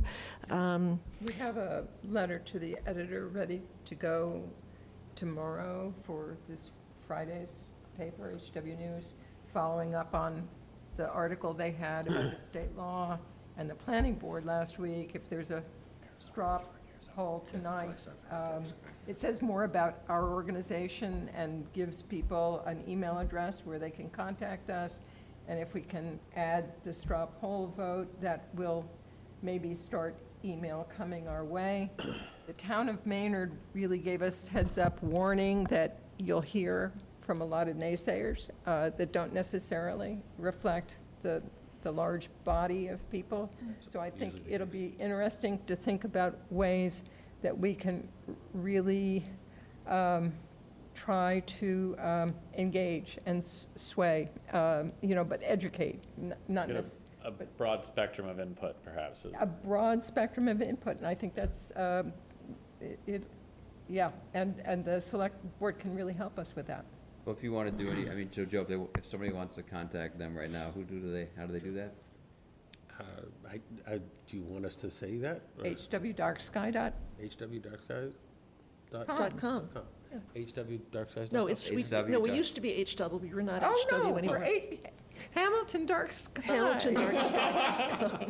Hamilton Dark Skies. Dropped Wenham, so there's, Hamilton Ducks got I that. already sent one to HW. I'm sorry. Can I just ask a question about the sports lighting, particularly, I think you're talking about at Patton Park. So if the idea is that, we're going to have, at some point in this, like a lights out policy at some point. We have one. That'll be swept up in that because the sports games won't be on, that late at night. So- I think sports lighting generally has its own separate provision. It would not be tied into the lights out time. Generally for sports lighting, it just says it needs to be out within 1 hour after the end of play or something makes like sense. that. So it would not be subject to the, Okay, yeah, that 10 make- that o'clock makes or sense, whatever 1 it hour is. after the game. Yeah, that makes sense. The high school and the Patton Park all have a lights out time in there. Yeah. in their And I think, project. the high school's lights were approved based on an hour after any games are done. Hey, Joe, another question on process. If we do have a public hearing, is there any limit to the number of select board members who can Nope, attend and it's a public participate? hearing. We're going to advertise it, we're going to Okay. take notes, and Cool. All right, never So, mind. to be clear, I'm suggesting, and once again, Tom, if you got something, just raise your hand, because it's hard to hear you, but, and Joe can, but what I was suggesting is that we talk about making a commitment to making it a goal. That doesn't mean it's gonna get approved, doesn't mean it's gonna include everything, but at least they know that walking away from now, it's gonna be our goal to work on a general bylaw. Obviously, we still have to have all the process you talked about. Then draft it, then vote on it. So we're not guaranteeing it's gonna get passed or guaranteeing what it's gonna include, but it's a commitment that we're gonna make it a goal for this year to put a bylaw, we're gonna work towards a deadline of an April meeting. Once again, we don't always make those, but that was my intention. Make a commitment that, put it on our goal to work on a general bylaw for dark sky, the town of Yeah. Hamilton for the I just April meeting. figured, like, you know, while this, with all the the new case law that's come about, makes it very hard for us to communicate when we're not all here at a meeting, and so that's why I'm also. it'll be at meetings. It'll be Yeah. at meetings, and you Yeah. can send information to myself or the chair at any time, and that gets incorporated into, so it's like anybody else submitting evidence, testimony, or, you know, opinions to the board, you can all submit stuff to the chair. You're talking about working in the background to Yeah. keep this thing. Being moving. able to continue, like, working through, helping coordinate and set up and, you know, say like, okay, well, we're thinking about these types of dates and this sort of timeline for public hearings or for draft policies, you know, to have a champion kind of basically from the select board who can Yeah. start to head in that direction. If we're, or maybe, I don't know if it's one vote around like, yes, let's It's have this really, be a it's goal. really having one person Yeah. to work with the Dark Sky Committee and they can help, and they're gonna help us, it's not gonna be, they're gonna Okay. help us. Thanks. My intention, you're gonna help us the whole way through the process, you're not going anywhere, right? We're not going anywhere. Right. We're delighted if you're going to pick this up and run with it. I so. had understood that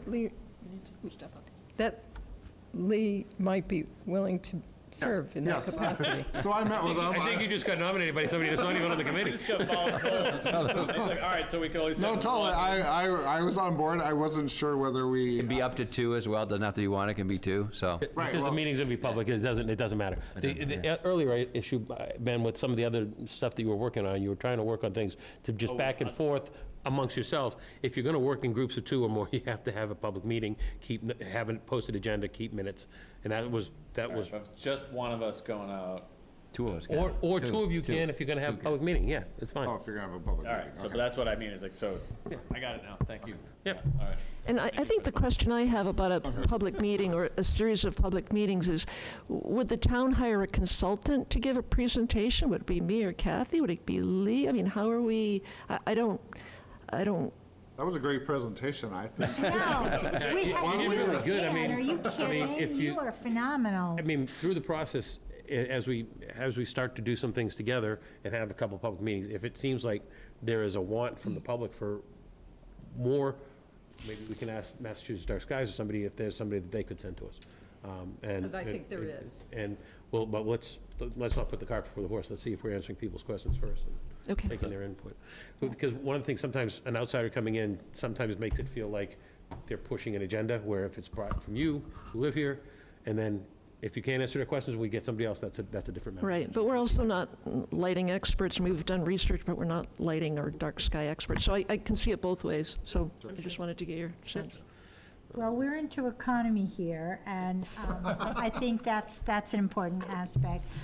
I think, all kidding aside, I think you and Kathy have done a phenomenal job of researching background. I mean, this was my raison d'etre to be here tonight, because I was looking forward to your well-organized and well-thought-out presentation, and I was not disappointed, so, Well, we've got a lot more work to do. so yes. Yes, Thank you. thank you, Well, bravo, and thank you. thank you. So do we need to vote? So we don't need to vote, we just need to, we're not gonna vote, because I'm gonna start with me, is that I'm in favor of the select board, working toward, putting on their goal to work towards a Yes. general bylaw for dark sky for our April meeting. Absolutely. And Rose? Mayor, you agree with that? Absolutely And- agree, yes. and- Yeah, Ben Galuza, I agree. I agree as well. Okay, and Tom? Yes, I agree as well. There's your straw vote that we're There's your going straw to vote. put on our goal to You work can on take it. that information to the planning board too, so we're working on it. It's already great. Thank you. All right, Thank you. Joe, we can move on? You can. All right, next three items are appointments. We have three appointments. Appoint John Green as member of the Zoning Board of Appeals. So John is traveling, he's out of country. There is a letter in there from the chair of the ZBA. He's met with the committee. He was originally going to be appointed as an alternate, but we've got somebody going off. You can choose to not appoint him since he's not here, but we're going to ask you to consider appointing him because when he gets back, he can get sworn in and be ready for the next ZBA meeting if you do appoint him. If you don't, we might not have a quorum for the next ZBA meeting. But Is he they would not, if he's not appointed, they don't have enough people to have a quorum, or? it's very, They will, it's very, because they pu- have two. they have two, but they want to have him Yeah. on board to be able to, When is he appointed through? What's his board, what's his term? he'd be filling the vacancy of the gentleman that's stepping John, up. yeah, John, No, No, Stephen DeRoche. Steve DeRoche. DeRocher. He'll be filling the vacancy left by Stephen DeRocher, who's moving out of town. I think his term was up, I think all three were up the end of June. Right, so we it's just renewed. We just renewed all three of them, so renewed it'd be- Stevens. Pretty much a three-year So pretty term. much a 3-year term. We've, You could start to stagger them, and you could appoint him for 1 year, and then have to reappoint him next year, and then that would get him off cadence with the other two, Because at that's least. kind of scary to have Them off. everybody. Yeah, up I at agree the with you, same especially on time. ZBA. What do we have the ability to do tonight? We have the ability to approve him for a year? You could, yes. You have the ability I to mean- appoint him for whatever term you want to. one of the other to 3 things we've discussed recently as well, though, is having candidates for select board appointed They usually are. committees come in, introduce themselves at the least, and kind of say, this is why I want to do this. Yeah. They usually are. We tried to schedule it that way, but he had unfortunately a trip where he was already going to be out of country and wasn't able to be here tonight. Yeah. So my, ZBA meeting? I'm sorry? When is the next ZBA meeting? Before the 15th? Usually once a I month. think it's the beginning of September, the first week of September. Yeah. so my only hesitation, because I'm sure he's a fantastic fellow, but is that, I only want to hear from him because, This is once again, important. zoning his board is a very important, he's only been a resident for a year. And so it's just like, how do you have a lot of decisions you make are based on the character of Hamilton, Yeah, the I precedent think- of Hamilton. So that was my only sort of, He had I a- wanted to become, I like to become involved, and I don't want to discount new residents, Same. but, And I That also was was my- just sort of, I was looking at his background. He had a lot of very interesting and varied positions. Clearly, a very smart person based on how deep his CV was, and I think he had some a military record as well and leadership roles there. So clearly, very ambitious person. I think my only concern was that it didn't have kind of real Zoning. estate design, construction, development, and/or kind of town planning, or some of these other. And I don't know. That's where it's like I kind of wanted to meet him and see, like, have you brought projects through zoning processes before? Have you, what's your other experience in these aspects? It's not.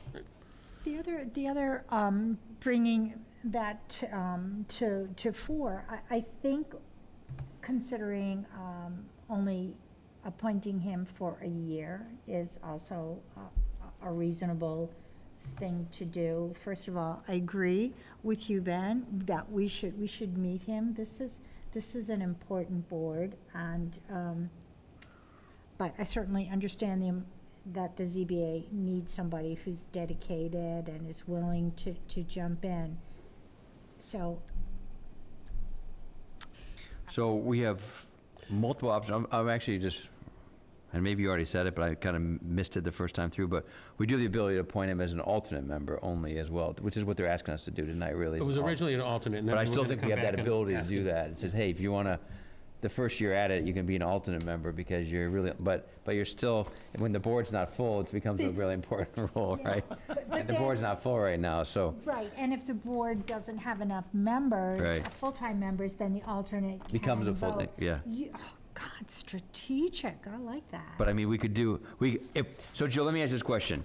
If we wait until the September 17th, September 14th. 14th meeting, I think and I I'll know- miss the September meeting, but he is could, there anything that we're putting the zoning board at They usually risk. have their There- meetings the first week of yeah, the that's what I month. mean. So you missed the first meeting in September, that meeting in September, but I think they're worried about, just about what's coming up Yeah, with the negotiations. Executive sessions, negotiations yeah. in the executive session.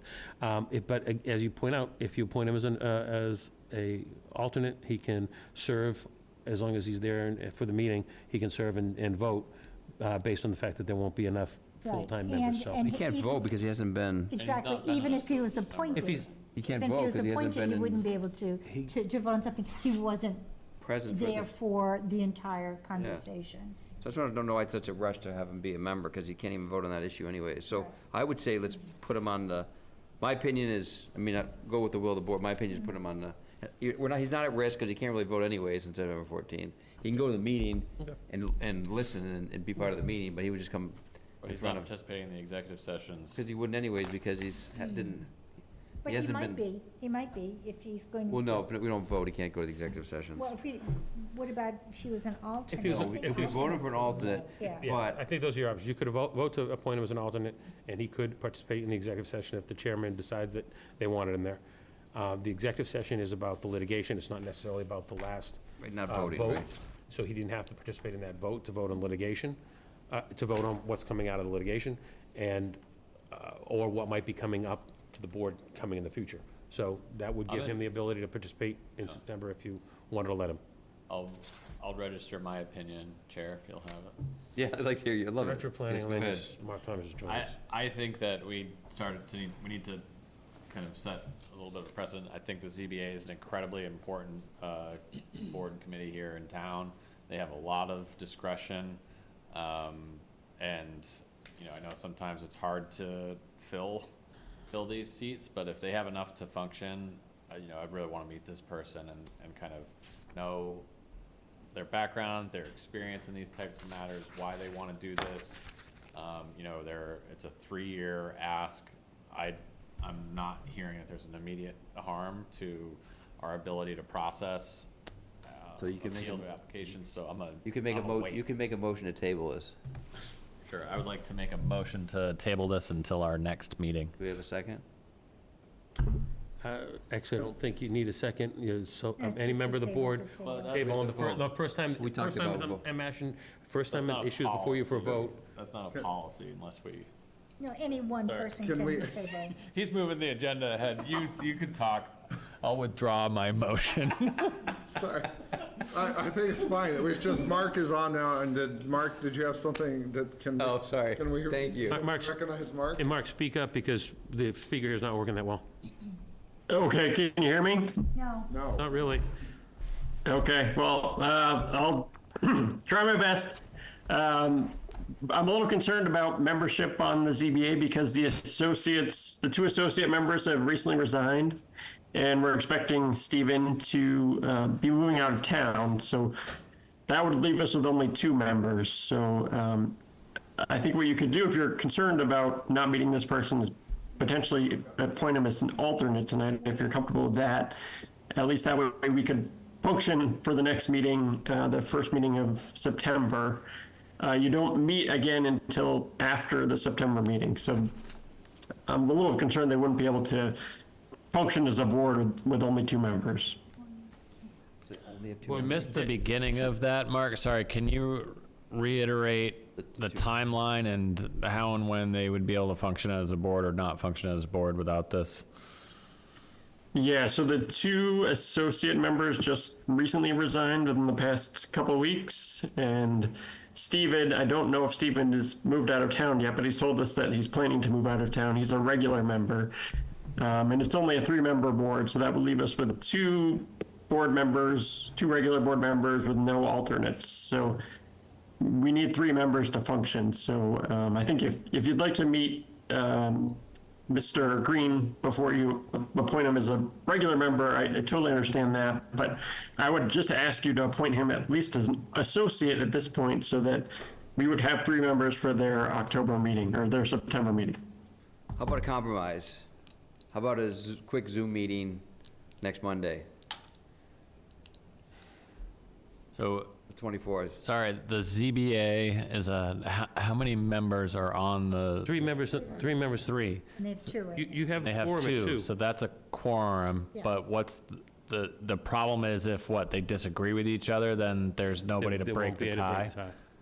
Yeah, yeah, they can't, they can't really vote if Tie they, until I- But there's Yeah. another aspect too, where it's like, I don't want this guy breaking a tie until I meet him. so, yeah. So would we be comfortable appointing him as, I'm not comfortable until I even can as meet an, him. even No. as an No. associate? Mark, when's he due So I'm back? wondering if we could do if we get at least, we could do a 15-minute meeting on Zoom in the next 2 weeks. And I'll be flexible to what time we do, as long as Joe can post it, but, Well, when is he going to be back? well, yeah, we need, Mark, when's he due back? he is due back the 27th.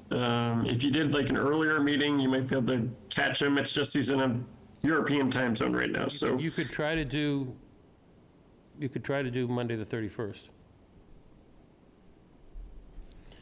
At some point on Monday, the 31st.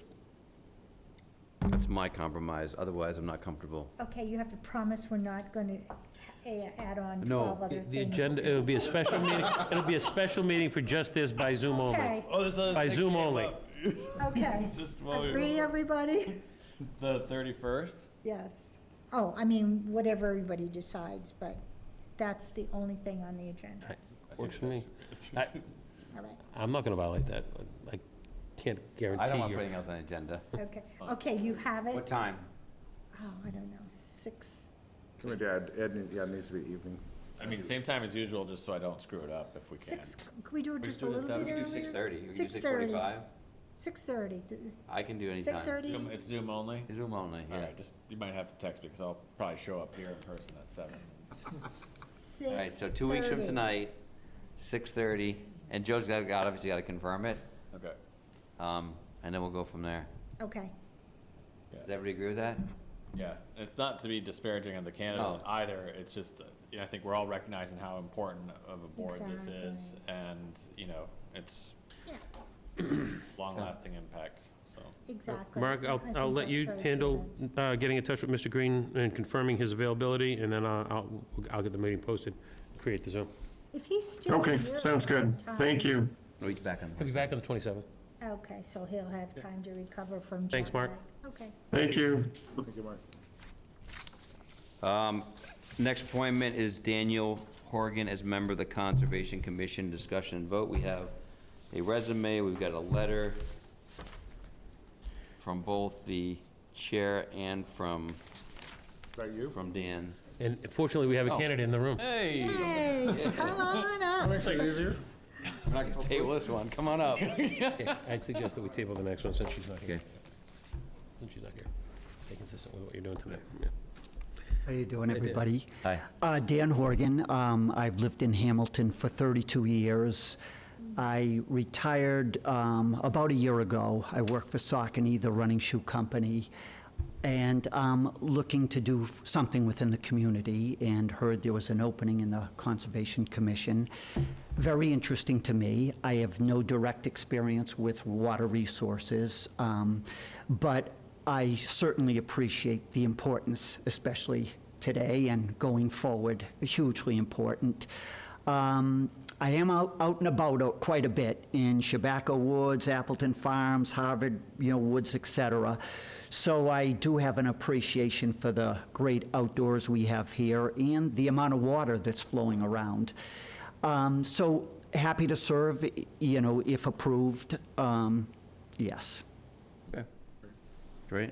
So, thank you so much for stepping up. Conservation Commission is a great group. It's very,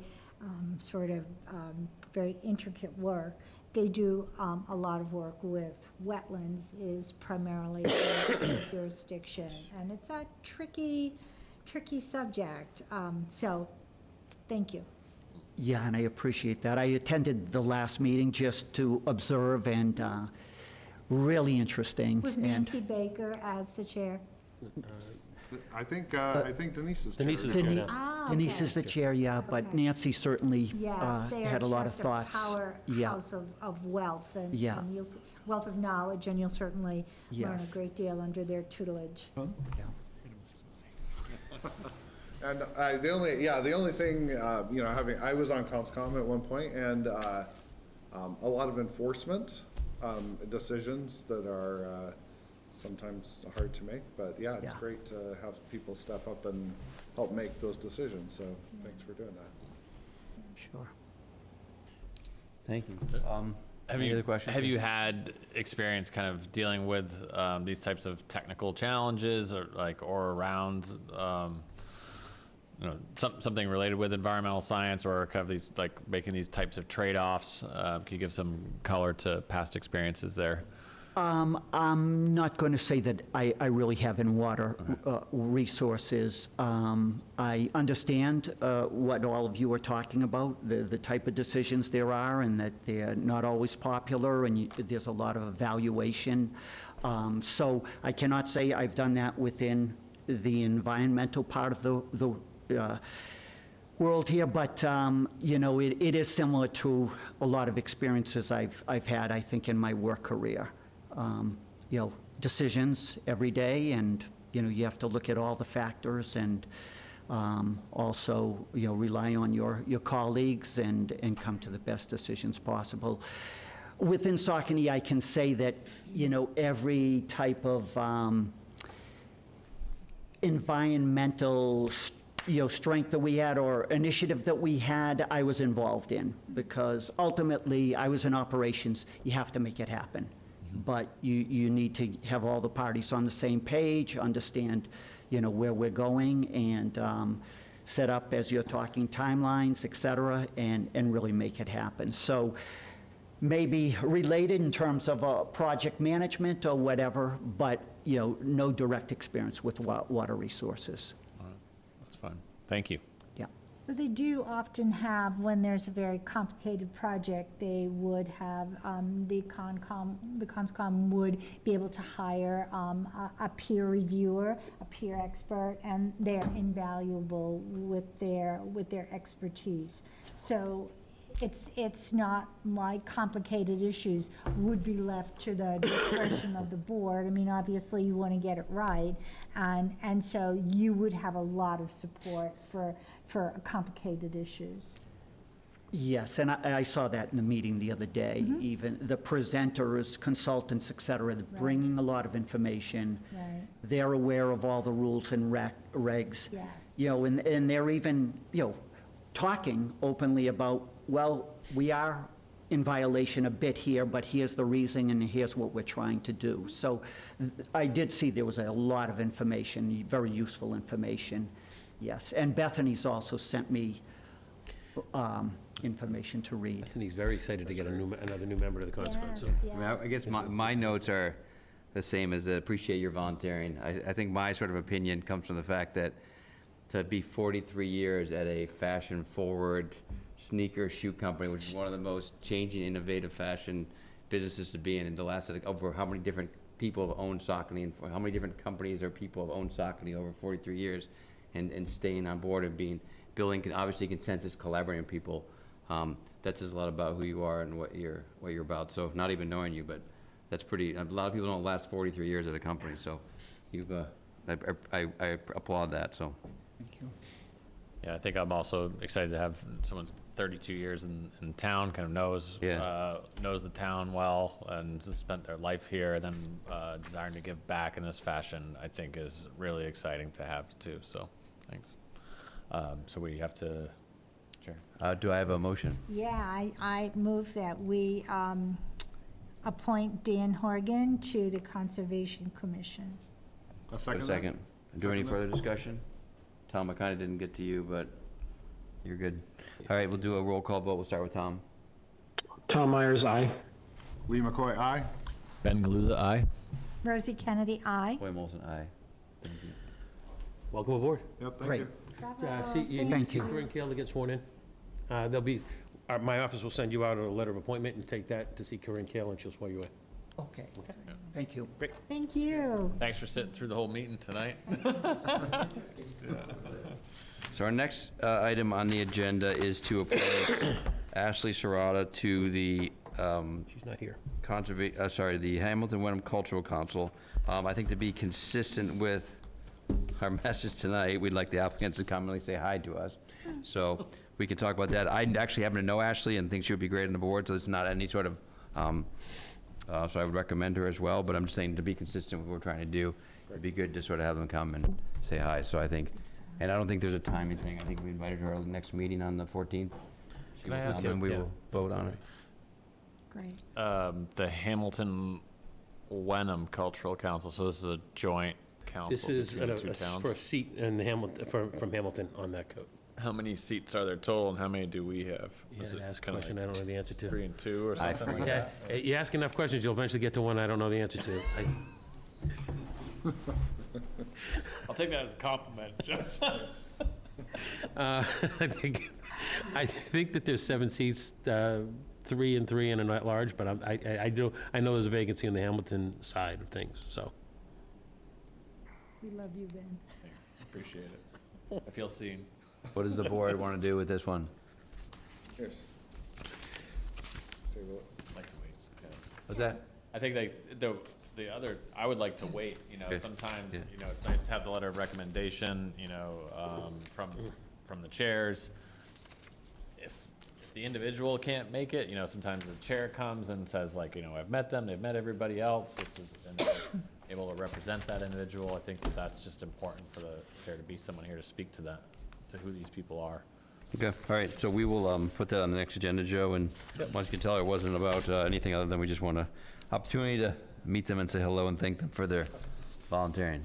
That sounds great. But real quick, I do think that it's, that policy maybe should be also conveyed to the chairs of those committees to know, because when I was brought on to Conscom, had no idea I was supposed to be at the meeting where I was good point. appointed, and I didn't, I Right. was somewhere else. Yes, I can communicate that. I will help communicate that. Okay. Okay. All right, next item on the agenda is the first reading of the revised cemetery plot purchase policy. Rosemary, do you want to do that tonight? Sure. Okay, so we discussed this briefly. I've got the one dated 8/17, hot off the presses. Yeah, hot off the presses, that's good. So we talked about it briefly, and some suggestions were made, and which were incorporated into this draft version, and this is our first official reading, and so do you want me to just run through it? Sure, so that yeah, might as well. people There's only, at there's only a home- page. Yeah, so go and for then, it. and then others can give their input. So, let's see, so the issue, let's see, okay, so here we go. So the purpose of this policy is to clarify who may purchase a Hamilton cemetery plot, limitations in the size of the cemetery, and with a finite ability to expand, plots are reserved for Hamilton residents, which has always been the case. So, and current residents may purchase burial plots for immediate need or future planning. But there are particular circumstances where former residents may qualify to purchase a single burial plot. And so the concern has come about where people who've left town maybe 20 years ago have, or in some cases 30 years ago, have shown up and said they'd like to have a family plot. And it's left us kind of uncomfortable, feeling that we need to make a policy that is fair, first and foremost, to residents and recent, people who have recently moved out of Hamilton. And so thinking about all that, this is what I have come up with. Okay, so there are particular circumstances where former residents may qualify to purchase a single burial plot, and past residents are eligible to purchase a single cemetery plot only in the following circumstances. So, for instance, if a resident moves to an assisted living facility or nursing home due to health issues, regardless of the legal change of address, that resident remains indefinitely eligible to purchase a single cemetery plot, either directly or via a legal representative representative. 2, if a resident moves in with an out-of-town or out-of-state relative because they were unable to care for themselves, regardless of their age or circumstance, they remain indefinitely eligible to purchase a single cemetery plot either directly or via a legal representative. So, and number 3, if a resident voluntarily moves out of town not more than 5 years prior, and that person had a substantial tie to the town, they are eligible to purchase a single cemetery plot. If husband and wife both had substantial ties to the town together, they may purchase 2 cemetery plots. And substantial ties may include attending Hamilton Wenham schools for the majority of K through 12, or residing in town for more than 10 years. Exceptions to this policy may be allowed due to extenuating circumstances, such as a person leaving for military service and after an extended absence related to that military service, request to acquire a cemetery plot. Requests for all exceptions must be submitted in writing to the Select Board. The board regrets that it cannot approve all requests. And then finally, repurchase of prior owned cemetery plots are required to adhere to the following procedure. If the current holder of one or more cemetery plots opts not to use it, they shall return the plot or plots to the town of Hamilton and receive back the monies originally paid for the plot or plots. A direct sale from the current holder to another private party is not allowed. The current owner must sell the plots back to the town. The purpose is to ascertain that the intended buyer meets the eligibility criteria as outlined above. And provided that criteria are met, the intended buyer may purchase the plot or plots from the town at the current rate as set by the Hamilton Select Board. And so, those were the edits. Want to that read the were- last 2 sentences of fees for cemetery plots are set by the Hamilton Select Board? Yeah, procedures for interment may be located by contacting the Hamilton Cemetery Department at Town Hall, and this is dated August 17th, 26. Looks good. Got a few questions. Please. And you, it would maybe have been an email, but did you find any other bylaws or policies of any other town that helped you do this, or that you thought were Yes. good? Yeah, I Okay. looked at several. I Okay. sort of thought about what our criteria is that compared to other towns, and just sort of took a mishmash. I don't think I chose one in particular as a template. I just sort of incorporated several things that I thought were relevant to our cemetery. I think it's good because it gives guidelines. Somebody like says, oh, can I qualify? They don't just have to send it in, like, not knowing and writing some letter. The letter can address some of these things. I had 2 questions, specific. One was, I like everything. I think number 3, I have a little bit different math problem I'm doing in my head. It's a little confusing, but it kind of simplifies it. But Okay. it's basically saying that if someone, because I don't think 5 years, I mean, we've looked at some people that like were in their 80s. They had lived in town for like 40 years, but they'd moved away like 10 years ago. So they wouldn't qualify even though they had lived in town. So my math was from the day they applied to the day, from the day they applied to the day they last lived in Hamilton is a very set date. They're gonna know, hey, I lived in Hamilton in 2006, it's now 2026, it's been 20 years. If they can prove that the time between when they moved out of Hamilton and now is at least equal to the duration they lived in Hamilton, Oh, then they qualify. So they lived in Hamilton for 20 years, and they've been gone for 20 years to qualify, but they lived in Hamilton for 20 years, but they've been gone for 21 years. Like, it has to be equal. Like, you've left Hamilton for 10 years, but you at least were a resident for at least 10 years. It's like, it's simple math that it has to equal. Because I think that, well, it'll protect the people that lived here for 40 years, but maybe they didn't plan far enough ahead, and they didn't buy their plot, and they moved away to retire somewhere, and like, oh, I've been out of Hamilton for 10 years. We're limited to 5. We have approved people who have lived out of Hamilton for more 30 than, for years. more than 5 years because they Right, lived here for so long. well, right, but, and everybody who comes to Hamilton is going to have that same sort of, Well, like, if someone had moved away 5 years ago, but they only lived here for 3 years, they wouldn't be eligible. no, that's right. So I'm saying, you got the 5, I'm saying, but what I'm saying is that the years that they are away has equaled at least the years they lived here. It can't be greater than the years they lived here. For instance, if somebody lived here for 20 years, but they've been gone for 25 years, Bill is saying they wouldn't be eligible, because they've been gone longer than they lived here. Right. You can't be gone longer than you lived here. Well, and it also would work for someone that only lived for 3 years and left 2 years ago and then wants to buy one. Right, they would be actually eligible, eliminate them. right, they'd be eligible. But it kind of gives that, like, it gives some currency to how many years they lived in Hamilton. It allows them to use that currency to buy that plot later, versus just saying 5 years. Because we Okay, do look at that, we do look at, when we've looked at it in the past, we've looked at how long they lived here. right, but I think part of it is how long ago, right? If somebody moved out of Hamilton, I don't know, I think like 20 years ago, it just seems like that's, you know, you've made ties somewhere else. Is it the responsibility of Hamilton to provide permanent housing for, I don't know, I just, okay, That's my, I mean, That's we one- could that's one we could suggestion. wordsmith that, but I'm comfortable with everything on here except for, Okay. I don't think 5 years enough. We have to have some other math that's sort of simple but makes sense and gives people currency that they lived here for. Because once again, if they haven't lived here for 20 years, but they did live here for 20 years, that means they paid, you know, they were residents, they were taxpayers, they were for at least 20 years.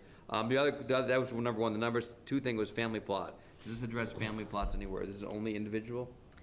Do we have, because you said two, but you don't say yeah, family. right. So we have approved family plots too, which have been always a little bit like, how's that work? Well, there you go. Yeah. So I think it talks about, you know, if there's a person and there's a person and then there's a partner, spouse, significant other. I mean, I don't know, and nobody else in the family has any ties Right, to right. Hamilton? I mean, we had a case last year or the year before where the entire family, Right, I remember you that, yeah. know, it's just, We don't, and I don't agree with that, but let me ask a question, Joe, if there's a resident of Hamilton who buys a family plot, who can they bury in the family plot? Anybody they They want? can bury anybody they want to. Then that's in the fine, then family that plot. takes care of that issue, It's 'cause their family Then the plot. family plot has to be purchased by a resident of Hampton, which makes sense to me. Somebody who lives out of Hamilton wants to be buried here, could be buried here, but they can't buy a family plot. But if you live in Hamilton, you can buy it. Well, what if you've been gone for, I think whatever. that, But there's a little bit of a, right, I that's, think that if you lived here, if while you were living here, you bought the family plot and then you moved away and you moved to Indiana for 20 Sure, yeah, years, it's still- you can still come back. yeah, no, So but this- I'm asking specifically a question, if someone leaves town, can you still buy a family plot if you've left town? I don't think so. right. But does that need to say that? Because it doesn't. No, it says you can only buy a single Single plot. Single plot, oh, okay. It doesn't, it's silent on the fact, but yeah, so maybe if, but it So does. it's not, Well, but it specifically states. It does specifically say can purchase a single cemetery plot. Right. But so the policy though needs to have some verbiage around family plots as well, is that what we're saying? Well, I think they're asking, I don't know if they're saying, they're trying I to don't know. determine. But my question was, it doesn't talk about a family plot, does it need to? But I don't I think, think and part of- I'm in favor of allowing people to buy it, I just don't know what to. Tom had the comment too of like, I think it was at last meeting, at least it was quoted in the paper, was around giving guidelines too, so that people know coming in, right? Like that doesn't feel arbitrary. So I think that would, like, some sort of a nod to what we think are the reasonable guidelines around family plots too. So that way if somebody, you know, did live here for 50 or 60 years, but they moved away for 20, then maybe they even raised their kids here, right? You know, and like they're second generation, they come back and they want a family plot, but it's like, sorry, you don't live here, you can't get one, you know, or like there's, I think just having people have some expectations and being aware that they need to do some of that That's why I planning. come up with some math that makes sense, but yeah, I agree with you. But I think the family plots thing is different than single plots for that reason of. Right. being- And I think that you're right, I think the family plots, you have to live here. End of story, Okay. in my opinion, but makes it easier. I have a Yeah. question. Who you asking? Joe? Asking Joe. Somebody who might know. I don't That's know. Joe. Well, Rosie might have looked into it as well. Of like at our current rate of like, you know, the number of plots we're giving out, when do we run out of space? I know, I had the same question. Okay. I had the same question. Yeah. How many more plots we got? Yeah, what do we got The thing is, we left? can keep making more because we own more land that we haven't developed yet, so I don't know how much. We have some room to grow a little, but to be honest with you, Tim Olson has bent my ear on this a couple times. There is an adjacent parcel of land that is landlocked and doesn't have any frontage, and there's an indication that perhaps the owner of that land would be willing to sell it to the town to expand the, we surround that lot on two sides already. We butted, I should say, on two sides. And there's a possibility that we might be able to engage that owner, but, you know, we have to have, the board will have to have a conversation about when do you want to look at that, because the longer you wait, the more expensive it's going to be, but the longer you wait, the more likely you're going to need to do something with it. So you might want to talk about that at some point in the Figure that future. out. But Sooner rather than later. you're not in immediate danger of running out of room right now, but it We got like it 10 does. years before we run out of space at our current rate. I'm just trying to, Yeah, I would Yeah. say. just curious. Like, is I'd this say like- 5 to 10 years, something like that. But you know, we might want to start thinking about a land purchase down the road to. If that's the one that it wraps around, that the cemetery wraps around I it? believe it abuts it on two sides, from the way it was depicted to me. He's got the GIS up for the whole town, just so you know. All right. Well, it's not on the, I wouldn't go too far down this rabbit hole because it's not on the agenda tonight. No, So no, no, I want to be a little careful. No, I just- yeah, I was I want to be a little curious too. careful there, but. I see it all my time. This has been a good discussion. Okay, I have a question. You specifically mentioned husband and wife. Does it apply to other partner arrangements? Of course, So you want to just Legal change that to partner. spouse? yeah, Legal partner? Legal Yeah. partner. Spouse or legal partner? I would say legal partner. yeah. Okay. And then, But, yeah, Some Go ahead. people don't go through the legal process, though. I think you need to be a legal partner. Right, that's why, right, and we, yeah. Yeah, I guess so. You don't want it just being handed off to any, Right. yeah, okay. But I think I still think, that's how I've looked at it in the past, is how long they live here versus how long they were gone. It says if you've been here if you've been gone longer than you lived here, it's a no for me.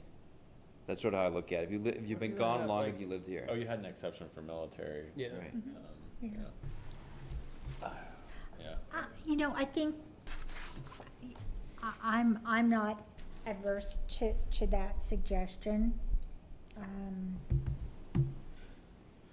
Whatever. We don't see that often, but at least, like, it's not like we're gonna get 1,000 applications if we vote that in. Well, we have But I sort just- of a run on them from time to We time. do. Yeah, but you usually And we talk had about, you do for like 3 times in 2 months, you'll have that come up, and then at the end of the day, you got rid of We 3 had spots. no math, we had no It's like- it's math not to like a base it lot. off. So I appreciate that you put math in here to base it off. I'm just suggesting different math, that's all. Okay, so what do you guys think? sorry, I have more questions. Can we legally require that they sell the plots back to the town? Yeah, how does that work? When does the time out? Can we make sure that that's a, So yeah. If it's a town-owned cemetery, yes. Okay. So, Well, but the question Policy's is, not a bylaw, the but- question is the purchase of the plot considered an interest in real property, and therefore is it transferable? no, it's not, okay. It's just to use the space. Okay, you're purchasing a right to use the space, okay. That makes sense. I just do we wanna know make how sure. many there are of those out there? Do we audit that every once in a while? I don't, Charlie moves out of I mean, and once again, a policy is not a bylaw, so it's be hard to enforce it, Exactly. right? I don't know how that works. Well, it gives us reasonable guidance instead of floundering when people come in with situations that might make us a little uncomfortable. John, how much money are we making on this per year in the budget? the money doesn't go into the general fund, it goes to this, Cemetery fund. it goes into the cemetery fund, it goes into the, Too bad. It's not a tax. Okay, so does anybody else have any comments about how many years after a person moves out of town would they still be eligible? you know, just for, from my perspective, I kind of like what Bill's saying, because consider somebody that was born and raised here, goes to Hamilton Wenham schools, is even considered a resident through their college years, they come back here, right, to set up and get their first job, and then they get offered a job in San Francisco. And their dream job, they take it, they go to San Francisco, and they're there 15 years. And now, they were here for their whole, early upbringing, they've got attachments, they went to the schools, just like you lay out as in one of the other examples, And then they decide that they're gonna start to plan for their future, because now they're 40-something years old, and they're going, oh, it's time for me to start thinking about this.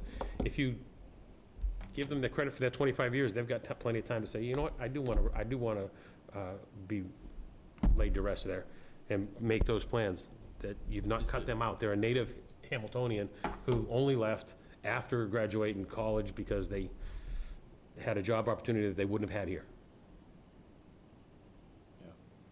We've never said no to one of those people yet. You've always said yes to those Does the people. language, 8 years I've been my, here. my computer's off now, but Rosemary reminded me, the language that we had, are we allowed to make exceptions as a board as well? Yes. Yeah, so if somebody came Yeah. back and said, hey, I've just recently Number 4. fallen. I see. But the more things you let fall to the exceptions policy, the harder this is gonna be to enforce, you know what I mean? Right. So if you don't have, Nodding as well on let the record show that Tom's nodding. Tom's nodding. vigorously. not nodding off. Yeah, that was my whole point. My comment last time was that we should clearly define the extenuating circumstances, because in the past, we have just let everything fall under the exception, and we basically approve everything. And I know this happened with the water abatement policy, and, you know, I think we need to be clear about what is an exception. Right. I mean, we list one example for the Military. military. The question is, do we want to, is there any other examples that are, do we want to, it's such, It's like fallen ill, maybe, right? It's but we like- already, we kind of have the ill one, that they've, Where's that? with the 1 and 2. 1 and 2, Oh, They're, yeah, moved out because they went to a nursing home or or something. moved in with a relative. okay, resident, because they were. Healthcare, I mean, you could add Oh, healthcare I see, I facility. see, I see. Yeah. Unable to care for themselves. Yeah. So, okay, so we're, That's if they're moved out of state because of that issue, but what if, I'm just picturing a scenario where it's like they were born and raised here, Right. right? And maybe it's like there was long-lived dream to like move back to Hamilton, but then it's like, but you're living in California, you got your dream job, and then you fall ill while you're out there, and like, well, where do you want to be buried? And you're like, where I grew up, right? And then it's like, sorry, you can't. Once right? again, they've been deathbed gone, voice there. they've been gone longer than they lived here, it's a no. I'm just trying to come up with other exceptions. I got you. Like where it's like, you might say, well, if somebody's like, if they meet the other criteria, but they've like fallen ill and are not particularly attached to where they presently live and want to go back to where they were born, you know, I think that's usually but I don't Okay, know how that gets enforced. I mean, is this a common, I understand it's an issue and it's a good one for us to write a policy on and have that in place. But is this, I've only been on here for a few months, is this a regular? We've had like 10 in a row where everyone was like, oh, it's such like stretching Okay. the boundary. And would this address that? Would this have made it clear that Yes. what the, okay. Yeah, 'cause one of them was like a family plot, and we're like, oh, for 6. for 6, it's like, and only one of them had lived in Hamilton, but for Right, 30 years, it's like, exactly, and you feel bad exactly. saying no, because it's like, but we also gotta preserve them because there's only so many left. Right, okay. Right, and, Okay, and good. so that's, and when, you know, people live here, you have the opportunity to purchase a plot. So I understand it's definitely a sticky situation, but we do need to come up with some boundaries, because it becomes a free-for-all, really, and it has, right? And that's why we sort of were uncomfortable with several of the people who came in to ask. So, Bill, what do you folks think about Bill's suggestion, not more than, You've been gone longer than you lived here. if a resident voluntarily moves out of town and has been absent for longer than they have lived here? They're not eligible. They're not eligible. Okay, well, you know, that seems reasonable. What do you folks think?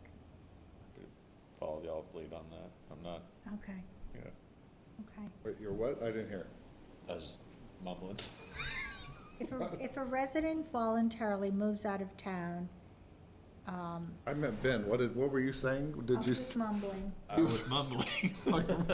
I think that seems like a good, clear, to me, that's clear. If you've been gone longer than you've been here. And I know that that opens it up for a lot of people who have been gone for a But while. those people have already come They to us, have, but they have put in their time. and they've already all come to us, we've said yes every time, so it hasn't, Right. it hasn't eliminated anything, but it helps us at least have a Right. policy And that the supports what other- we're doing. You know, the other part is if somebody lived in town for 20 years and they've been gone for 20 years, I mean, they've developed ties elsewhere too. I mean, we can't be the No, but we final still, resting place for everybody, right? we still have 20 years. That's Yeah, my point. yeah, you still have 20 years, and there's lots of things that can happen. Somebody can go away and be married 20 years, living somewhere else, and then they get a divorce, and they don't want, they were planning to be married, be buried next to their significant other, and now they're like, well, that's not where I want to be. Now I want to be somewhere else. The only place left I feel connected to is my hometown. But let's go to the second part of that, because I don't think we really talked about that. Your partner. Sorry. It's like, Your partner, your legal partner, do you get an automatic plow for your legal partner, or your legal partner also has to have the same math equation? well, You wrote it after the same equation. If a husband and wife both had pension size at the time. Yep. Oh, so they're both, that's gonna be a tough one, because You might get some people to self-select. Well, I'm not being I think very that's there. also, I think that's good. From that one, my opinion is that the spouse, the legal partner had to at least at one time live in Hamilton. That's it, for any month they qualify. Because it's, once again, you want to keep a couple together, but as long as she lived here he or she lived here at one point, then there's sort of, that relationship was sort of, had some tie to Hamilton. But I think self-selection is good, where it says, hey, if one person's here and the other person's never been in Hamilton, then go, kinda mean. then go, Yeah. then go find a cemetery plot somewhere else. I don't know, I'm just trying to come up with a way to Yeah. self-select. Otherwise, it's gonna be, we're gonna run out in the next 3 weeks. well, yeah. I mean, and this is sort of hard to set these boundaries on this, but I also think it's important. Right. I'm just thinking like a, I like that. worst case scenario is like somebody grows up here, high school, college, lives here, gets married, they live here for 5 years. They move away for 10 or 15 years, and then now they're in their 50s, they say, oh, we gotta figure out where we're gonna get buried. They wanna go to Hamilton. The spouse, in this case, is not eligible. Well, I think Yeah, it kind of makes sense they that's should be, kinda because they mean, lived here at some point again. So I think right.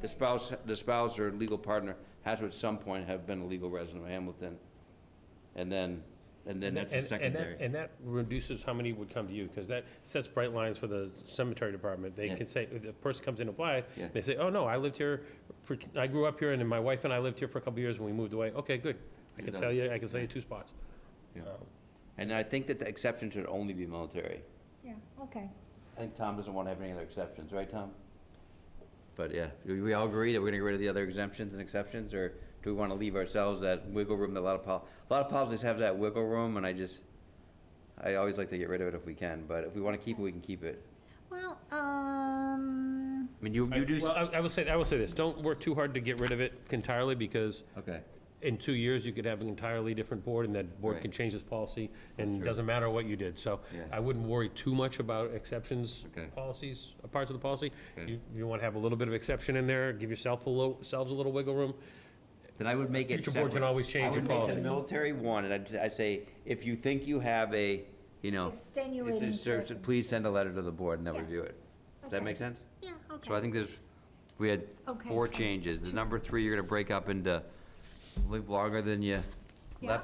been gone longer you lived here, and if Here your longer and your than legal, there. and your legal partner had lived in legal resident for some point of time. Yeah, Number 4 is gonna be just military. You're gonna add a 4.5, which is if you think you have other extenuating circumstances, write a letter to the board. right, requests for all exceptions must be submitted in writing to the select board. And the board regrets that it cannot approve all requests. And then, Joe, I just love someone's opinion on number 5. I think it's a great thing, but what other teeth can we put into it to have some more teeth to it? There's no deadline, because you don't know when the person could live to the person could own it and live there 105 years old, and you think they haven't used it yet, but they're still alive somewhere out there in the world, right? Yeah. Yeah, so the owner, the current holder of one or more cemetery plots opts not to use it. But how do you audit that? Let's say someone bought it and they're 40, Oh, and they're because- 105 years old, and they're living Right. in California. Because you can't just sell it to somebody, you can't just, You have to go get it back. right, Yeah. right. you In would other have words, to in other come words, back we need to let town. people know, basically, the policy needs to state up front that if you don't sell it back to the town at what you paid for it, they cannot, Just they give it they away. cannot, well, we won't guarantee that somebody else with a different name is gonna be able to be buried there. You know what I mean? We have a record that says John Doe bought this plot. And then in 20 years from now, if Bruce Doe comes to us and says, I want to be buried in John Doe's spot, we go, you didn't buy that spot, John Doe bought that spot, that's not your spot. Okay, so it's not transferable. We just And want, I non-transferable? think you just want to state in there that, actually say that cemetery plots aren't transferable and they need to be sold back to the town. Individual plots aren't transferable. Okay. Family plots obviously are. You know, Individual plots are not transferable. Does that make sense? Sounds a little- Why do we have to buy them back?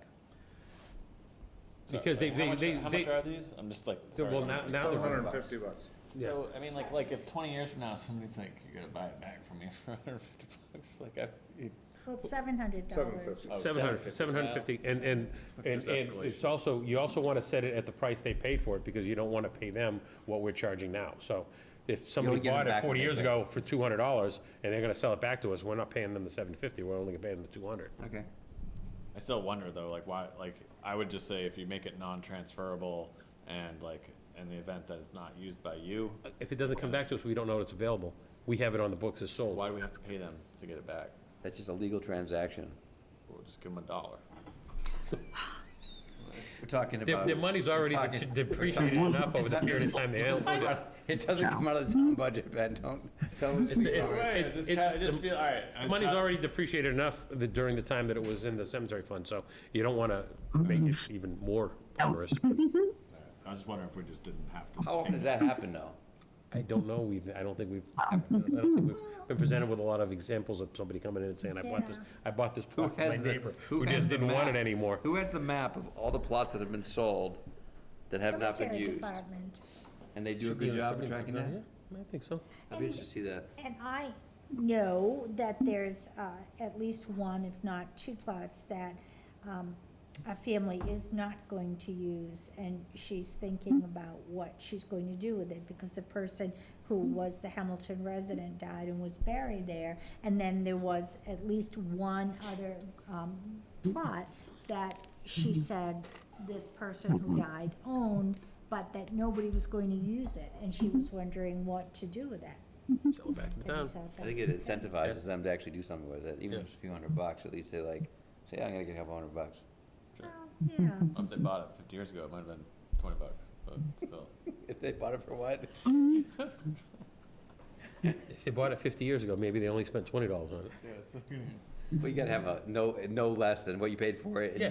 and no less than 150. I mean, we don't need to go that complicated with it. All right. Can we move on, or are we good? We good, or anything So else? I'll make those edits, and then we'll come back again. Next chat meeting, some more. second reading? All right, Tom, shake your head, you good? You let me know. If you're ready for the 14th, great. If not, we can do it on the 28th. But the next time you do it, next time you raise this, it'll be a second reading and you can vote on it. All right. The next topic is the continued review and discussion of FY '27 goals. I have not reviewed that. I know that Lee gets a gold star for his review of it. And so I'm gonna turn over to Joe and say, Joe, I think that I'm gonna give everybody homework assignment to get it done. We have a month at the next meeting, but what other things do you wanna think about and us talk about today So I about think, your goals? I mean, you've had over the last couple of meetings, I know, Ben, you weren't at the last meeting, but over the last couple of meetings, there's been a little bit of conversation about the goals that were discussed at the workshop on June 29th. Lee did a great thing, which I really appreciate. He kind of took the latest updated spreadsheet and then prioritized it in his order of preference or what his priorities are. If the rest of the board members could do that, circulate back to me what your priorities are. I can kind of chart them all out on a spreadsheet and see where most of the votes are falling, and then we can bring that to you as this is the priorities list of the goals, and we can adopt the goals for FY '26, '27. Did he just add a column and put a number there? Yeah. Okay. So not, So you add a column at the beginning and just put what your number is on those and go through, and that way there, I can see where the So trends actually, I are. did two things. I prioritized the larger goal. What is Yeah, that? yeah. The main goal? Main goals, yeah. And then within that, I prioritized the internal goals, because Yeah. there's usually 2 or 3 Yeah. or 4 goals internal to those as well. And then I actually just prioritized the top 10 or something, and then I put several that I didn't care about. No, it's not that I didn't care about them. I thought that they were low enough priority that I wasn't gonna rank them. And then things that seemed like they were wrapping up that were still left on the priorities, but that I thought just were. You can send your versions to myself and to the chair, and that doesn't violate open meeting laws, and then he and I can put it together in a final spreadsheet for you all to review and vote on. Does that make sense? That does make sense. Got any questions, Ben?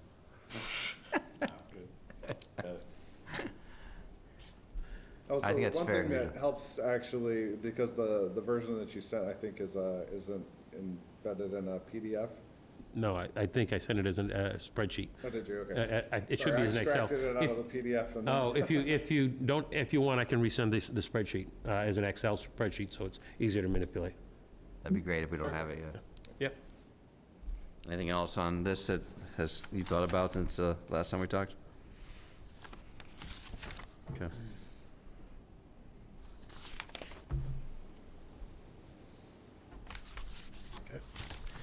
On the e-bike bylaw, do we understand legally Into- what we can, Are we into any other business now? Is this the next? I think we're in the new business. yeah, we are, but I just happened to see on this one, but on the e-bike bylaw, do we understand what we can and can't regulate on a local zoning, general bylaw, whatever? Do we have any precedent on what that? There 'cause are- it's on roads and not, like, I don't know how that works, but I just want to Right, understand. town property roads. Yeah, I think you were gonna look into that a little while ago, but I don't know how that works, but. Yep, so David had proposed that we look at, there are lots of other local e-bike bylaws. There are, and okay. Look at those, and then talk with Chief Guy.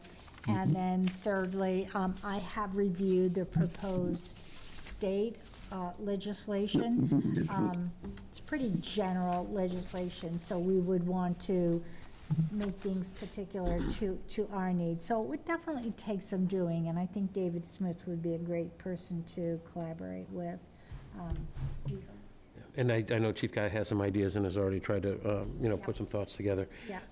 One of the things I'm concerned about with any of the legislations being proposed at the legislature right now is that the session ends in, because there's an election coming up, so the actual voting session is only going to be alive here for another couple of weeks, then they I thought it break. was over now. Is that already over? But they changed their process a little, they put some things into committee already. But where- they can go that they can until still vote on, but- January, yeah, So there will be some things that will pass, yeah. but I think they're going to focus on things that are required for budget and Right. for kind of real high priorities. I'm not sure where Right. this or the dark skies stand in the legislature's Right. priorities. So they may wind up expiring and have to be refiled with the new session Right. after January. So, But that wouldn't affect our ability to do no, a it wouldn't affect, local actually, it's bylaw. more to say you should continue to pursue something local if you feel it's necessary, because I'm not sure the state is going to pass something Right. in this session. The Right. session's almost over, so. Right, and even having looked at their bylaw, the state bylaw, I don't think that it encompassed all the needs of I think you're of probably right. someplace like Hamilton. Because they're trying to hit the things that will affect all municipalities, Right, not just some, exactly, so. Exactly. I'm sorry, they're trying to address what? They're trying to write something that will be useful in all 351 cities and towns, as opposed to something that you can use here to have Yeah, as a well, tool. and that's, I guess, one question for this is if we should move away from it being an e-bike one or an e-scooter one and just really be about Motorized any vehicles. sort of Yep. ability to go faster than, 20 miles an hour down the street. Right, no, I agree, like, that's what, yeah. Don't make it about the bike, make it about, Yeah. About Danger. motorized More vehicles. motorized. But in speed and- general, yeah, the because speed there are, and safety, there are yeah. electric scooters. Right. Holy mother, I'm telling you, I think it was, I don't know, yesterday morning. This, I don't even know how old this boy was that came flying down my street on an e-scooter. It was terrifying. I don't know if you've ever seen this, but And come on. I picked somebody up off the road, yeah. I'm not sure the town's going to have the ability to quote-unquote license riders of e-bikes. That's one of the things the state was trying to look at. They had age. Right, they have, and I'm not sure you'll be able to do that.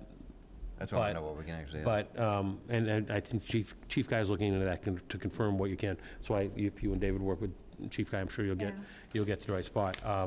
But certainly, roads, safety equipment, speeds, things like that, so. There has to be some age. Not in sidewalks, Kids are- abide by the kids are- rules of the road, those kind of things. You know, the kids that I've seen on these e-bikes and versions of motorized vehicles are little kids who don't have the intellectual development, they don't have the frontal lobe development to be able to manage emergency situations. And they don't even think about it, they think it's just really cool to go fast. And yeah, that's fine if you go in a parking lot on a Sunday afternoon when there's nobody there at the North Shore Mall, but you can't be. So I think state law also has some, in general, cyclists are supposed to be paying attention to the same rules of the road as motorized vehicles for the most part. So we need to, I think, also do a better job of educating the parents and the kids in this town that even if it's an e-bike, if it's a bike, it's still Regular supposed to bike, be right, following, it's, even a regular bike is still supposed to be stopping at stop signs, signaling for turns in traffic. They don't, Right, if slow traffic moves to the right, not in the center of the lane. So they should be doing those things, and if they aren't doing those things, we should be doing something that allows our police to cite them for it. Enforcement, right, and do you send a 10-year-old kid to Sing Sing prison, or? No, you issue a fine that the parent has to Put that in there. The parent will talk to them about making sure they ride the right way. Yeah, bicyclists in Massachusetts, general law, chapter 85, section 11B, bicyclists have to follow the same rules of the road. Yep. And it's not, The challenge, can I just like raise an issue though, is that there are a lot of our busier streets, like Asbury and Bay Road, where there are children who ride their bikes, and I would hazard that, just regular bicycles, not the e-bikes thing. But they probably encourage their children to ride on the sidewalk, not the road, because there's not segregated cycle lanes that's not safe for. They should. I agree, Right? yeah, So I agree. there's, we have, I'm just pointing out that we have cyclists, little kids who are safely riding on the sidewalk. But like, we're also saying it's not safe for the e-bikes that are going Right. 20 miles an hour on the Right. sidewalk to be on. But there's this, that's where it's like, but the letter of the law would say all cycles, e-bike or regular, need to be on the road. But what we're saying is, common sense says, like, we just don't want the kids on 20-mile-an-hour e-bikes. Right. Number one, doing stuff that's not You don't seem to worry about other pedestrians, motorbikers. motorists, et cetera. All right, so let's put this on next agenda. Yeah. Give us a month to get ready, but it sounds like we want to tackle this one, so let's go to move to new business and say, let's put this discussion, start the discussion with what we can do and how we can do it. Okay, so is it okay to start talking with David Smith about pulling in other bylaws and decide? You can brew whatever research you want to do and bring that research to the meeting on the 14th. Okay, You're just doing research. That's fine. okay. And, So whoever people want to talk to, whoever they want to talk to and do the research, that's open. We're allowed to all do that and do what we Yeah. want to do and just bring that research to the meeting and start talking about next steps. Chief Guy's gonna be there too? on the yeah, 14th? sure, yeah. And I think our council should be there too. Or not, maybe not be there, but at least you can get some, I don't want to pay for them to be here, but if we can at least get some, I mean, we can do you can that, get we some. can do that. If you at least understand what we're allowed, to. yeah, what we're allowed, Joe, if you can just find Yep. out what we're allowed to regulate in our town. Just an idea, I know we have like the fire department, kind of like public safety day coming up in the fall, right? It's in September, yeah, I don't remember the date offhand. Wonder if there's And then a way to piggyback on that for parents to have like a safe cycling, like, and kind of something. We can, I think that, I mean, a lot of the people that tend to come to the Public Safety Day are kids with very small kids, and then the kids that are getting on the e-bikes, I think, are generally tend to be Yeah, but I 10 think you out. gotta They don't but- always but come. to educate them, you gotta educate Yeah, them well, now. even educate, younger. yeah, no, absolutely. And But we educate the need to parents find a too way to get about to like that. full face helmets. They may have older and- kids. Might be something we might want to partner with the schools on too, because it's kind of a captive audience. When they do their bike to school day, we should make sure that they help us, Yeah. you know, Advocate around. advocate around, you know, making sure that you're following the rules of the road. When you're on a bike or an e-bike, you're still bound by the rules of the I mean, road. it turns out that our bylaw or our policy may actually incorporate already existing laws in the book that aren't just being enforced. We may find that out. We may find, we start looking into like, oh my God, these are already laws. This is where I was kind of going with like, you know, the kids riding their bikes to the pool thing. It's like, I don't want them getting enforced. No, right, to ride on Day Road, right, I get You that. know, and it's like, well, no, it's safer for them to be up on the sidewalk, right? Yeah, and I see a lot of kids riding their bikes to school. I think we're gonna table this until next, Sorry. next, Okay. I just see a lot of kids riding their bikes to school, and I Right think on. it's fine for them to ride on the sidewalks down Bay Road. what other new business? I wanted to just clarify process on the capital committee, capital planning policy and process, that now that with the latest case law, that only one person's gonna do it. I think we talked about it the last meeting I was at, so it was a month ago, but I just wanted to, you've now done the cemetery one, it seems like that process is working. I wanna try to mimic that process, cause we have to kind of do them individually now, right? Yep. Everyone's comfortable with that? Yes, so, I mean, First pass at this, Yeah. I'll work with you, Joe. you're not allowed to meet together, but again, still some of the same rules hold, right? So you can draft the policy, right, Yeah. based on the feedback you've got from folks already. Okay, You can give the policy out at a public meeting and read it the way Rosie just did, and you can accept feedback just to you, the person that drafted the All right. policy, not to share it around, but feedback, hey, what about this, what about that? You talk about it at the meeting, and then you can incorporate that feedback kind into of- the redraft, so. one directional then, open invitation Yep. to the select board members here tonight. You all can send me input, things that you would like to see us doing consistently when it comes to capital planning. I think framework-wise, you know, where the feedback I've gotten already is around trying to do like kind of good practice, transparent process, helping to lead by example for other boards and committees, and timing around, like, especially around joint use properties and assets, you know, with Wenham, things like the library and the school district, et cetera, so that we kind of have a very clear ability to build out our capital planning roadmaps. That's sort of the direction of travel. Some other items around rank prioritization, so that's sort of a bit of the flavor and direction of travel. And then if there's other particular things that you see going by the wayside of, hey, you know, this should have been in the budget 3 years ago and it wasn't, like, or if you see dilapidated things around, you're kind of wondering, why hasn't this gotten taken care of? Maybe there's things like that that spark an interest in, let's get some capital lined up for that. So I'll take any and all input and I'll bring it back here for this fall. I think I'd like to do some session, like basically kind of like September, October, but by mid-November, it feels like, have something that's ready for prime time. That's good. We'll already be working with the Capcom and schools and the departments and that, but we can, whatever your process is, pick it up from there and go. Because if we finish cemeteries next time, then Yeah. maybe the time after that, we're bringing the capital one forward, Okay. is what I'm thinking. Sounds And then good. we'll see what the timeline looks like, but I want to do it as quick as we can for that purpose. Appreciate that. Any other new business?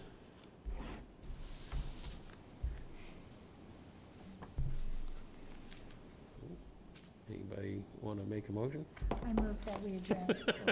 I'm doing your job here for you. Do we have a second? Second. Roll call vote, Tom? Tom Myers, aye. Lee McCoy, aye. Ben Gluzai. Rosie Kennedy, aye. Bill Olson, aye.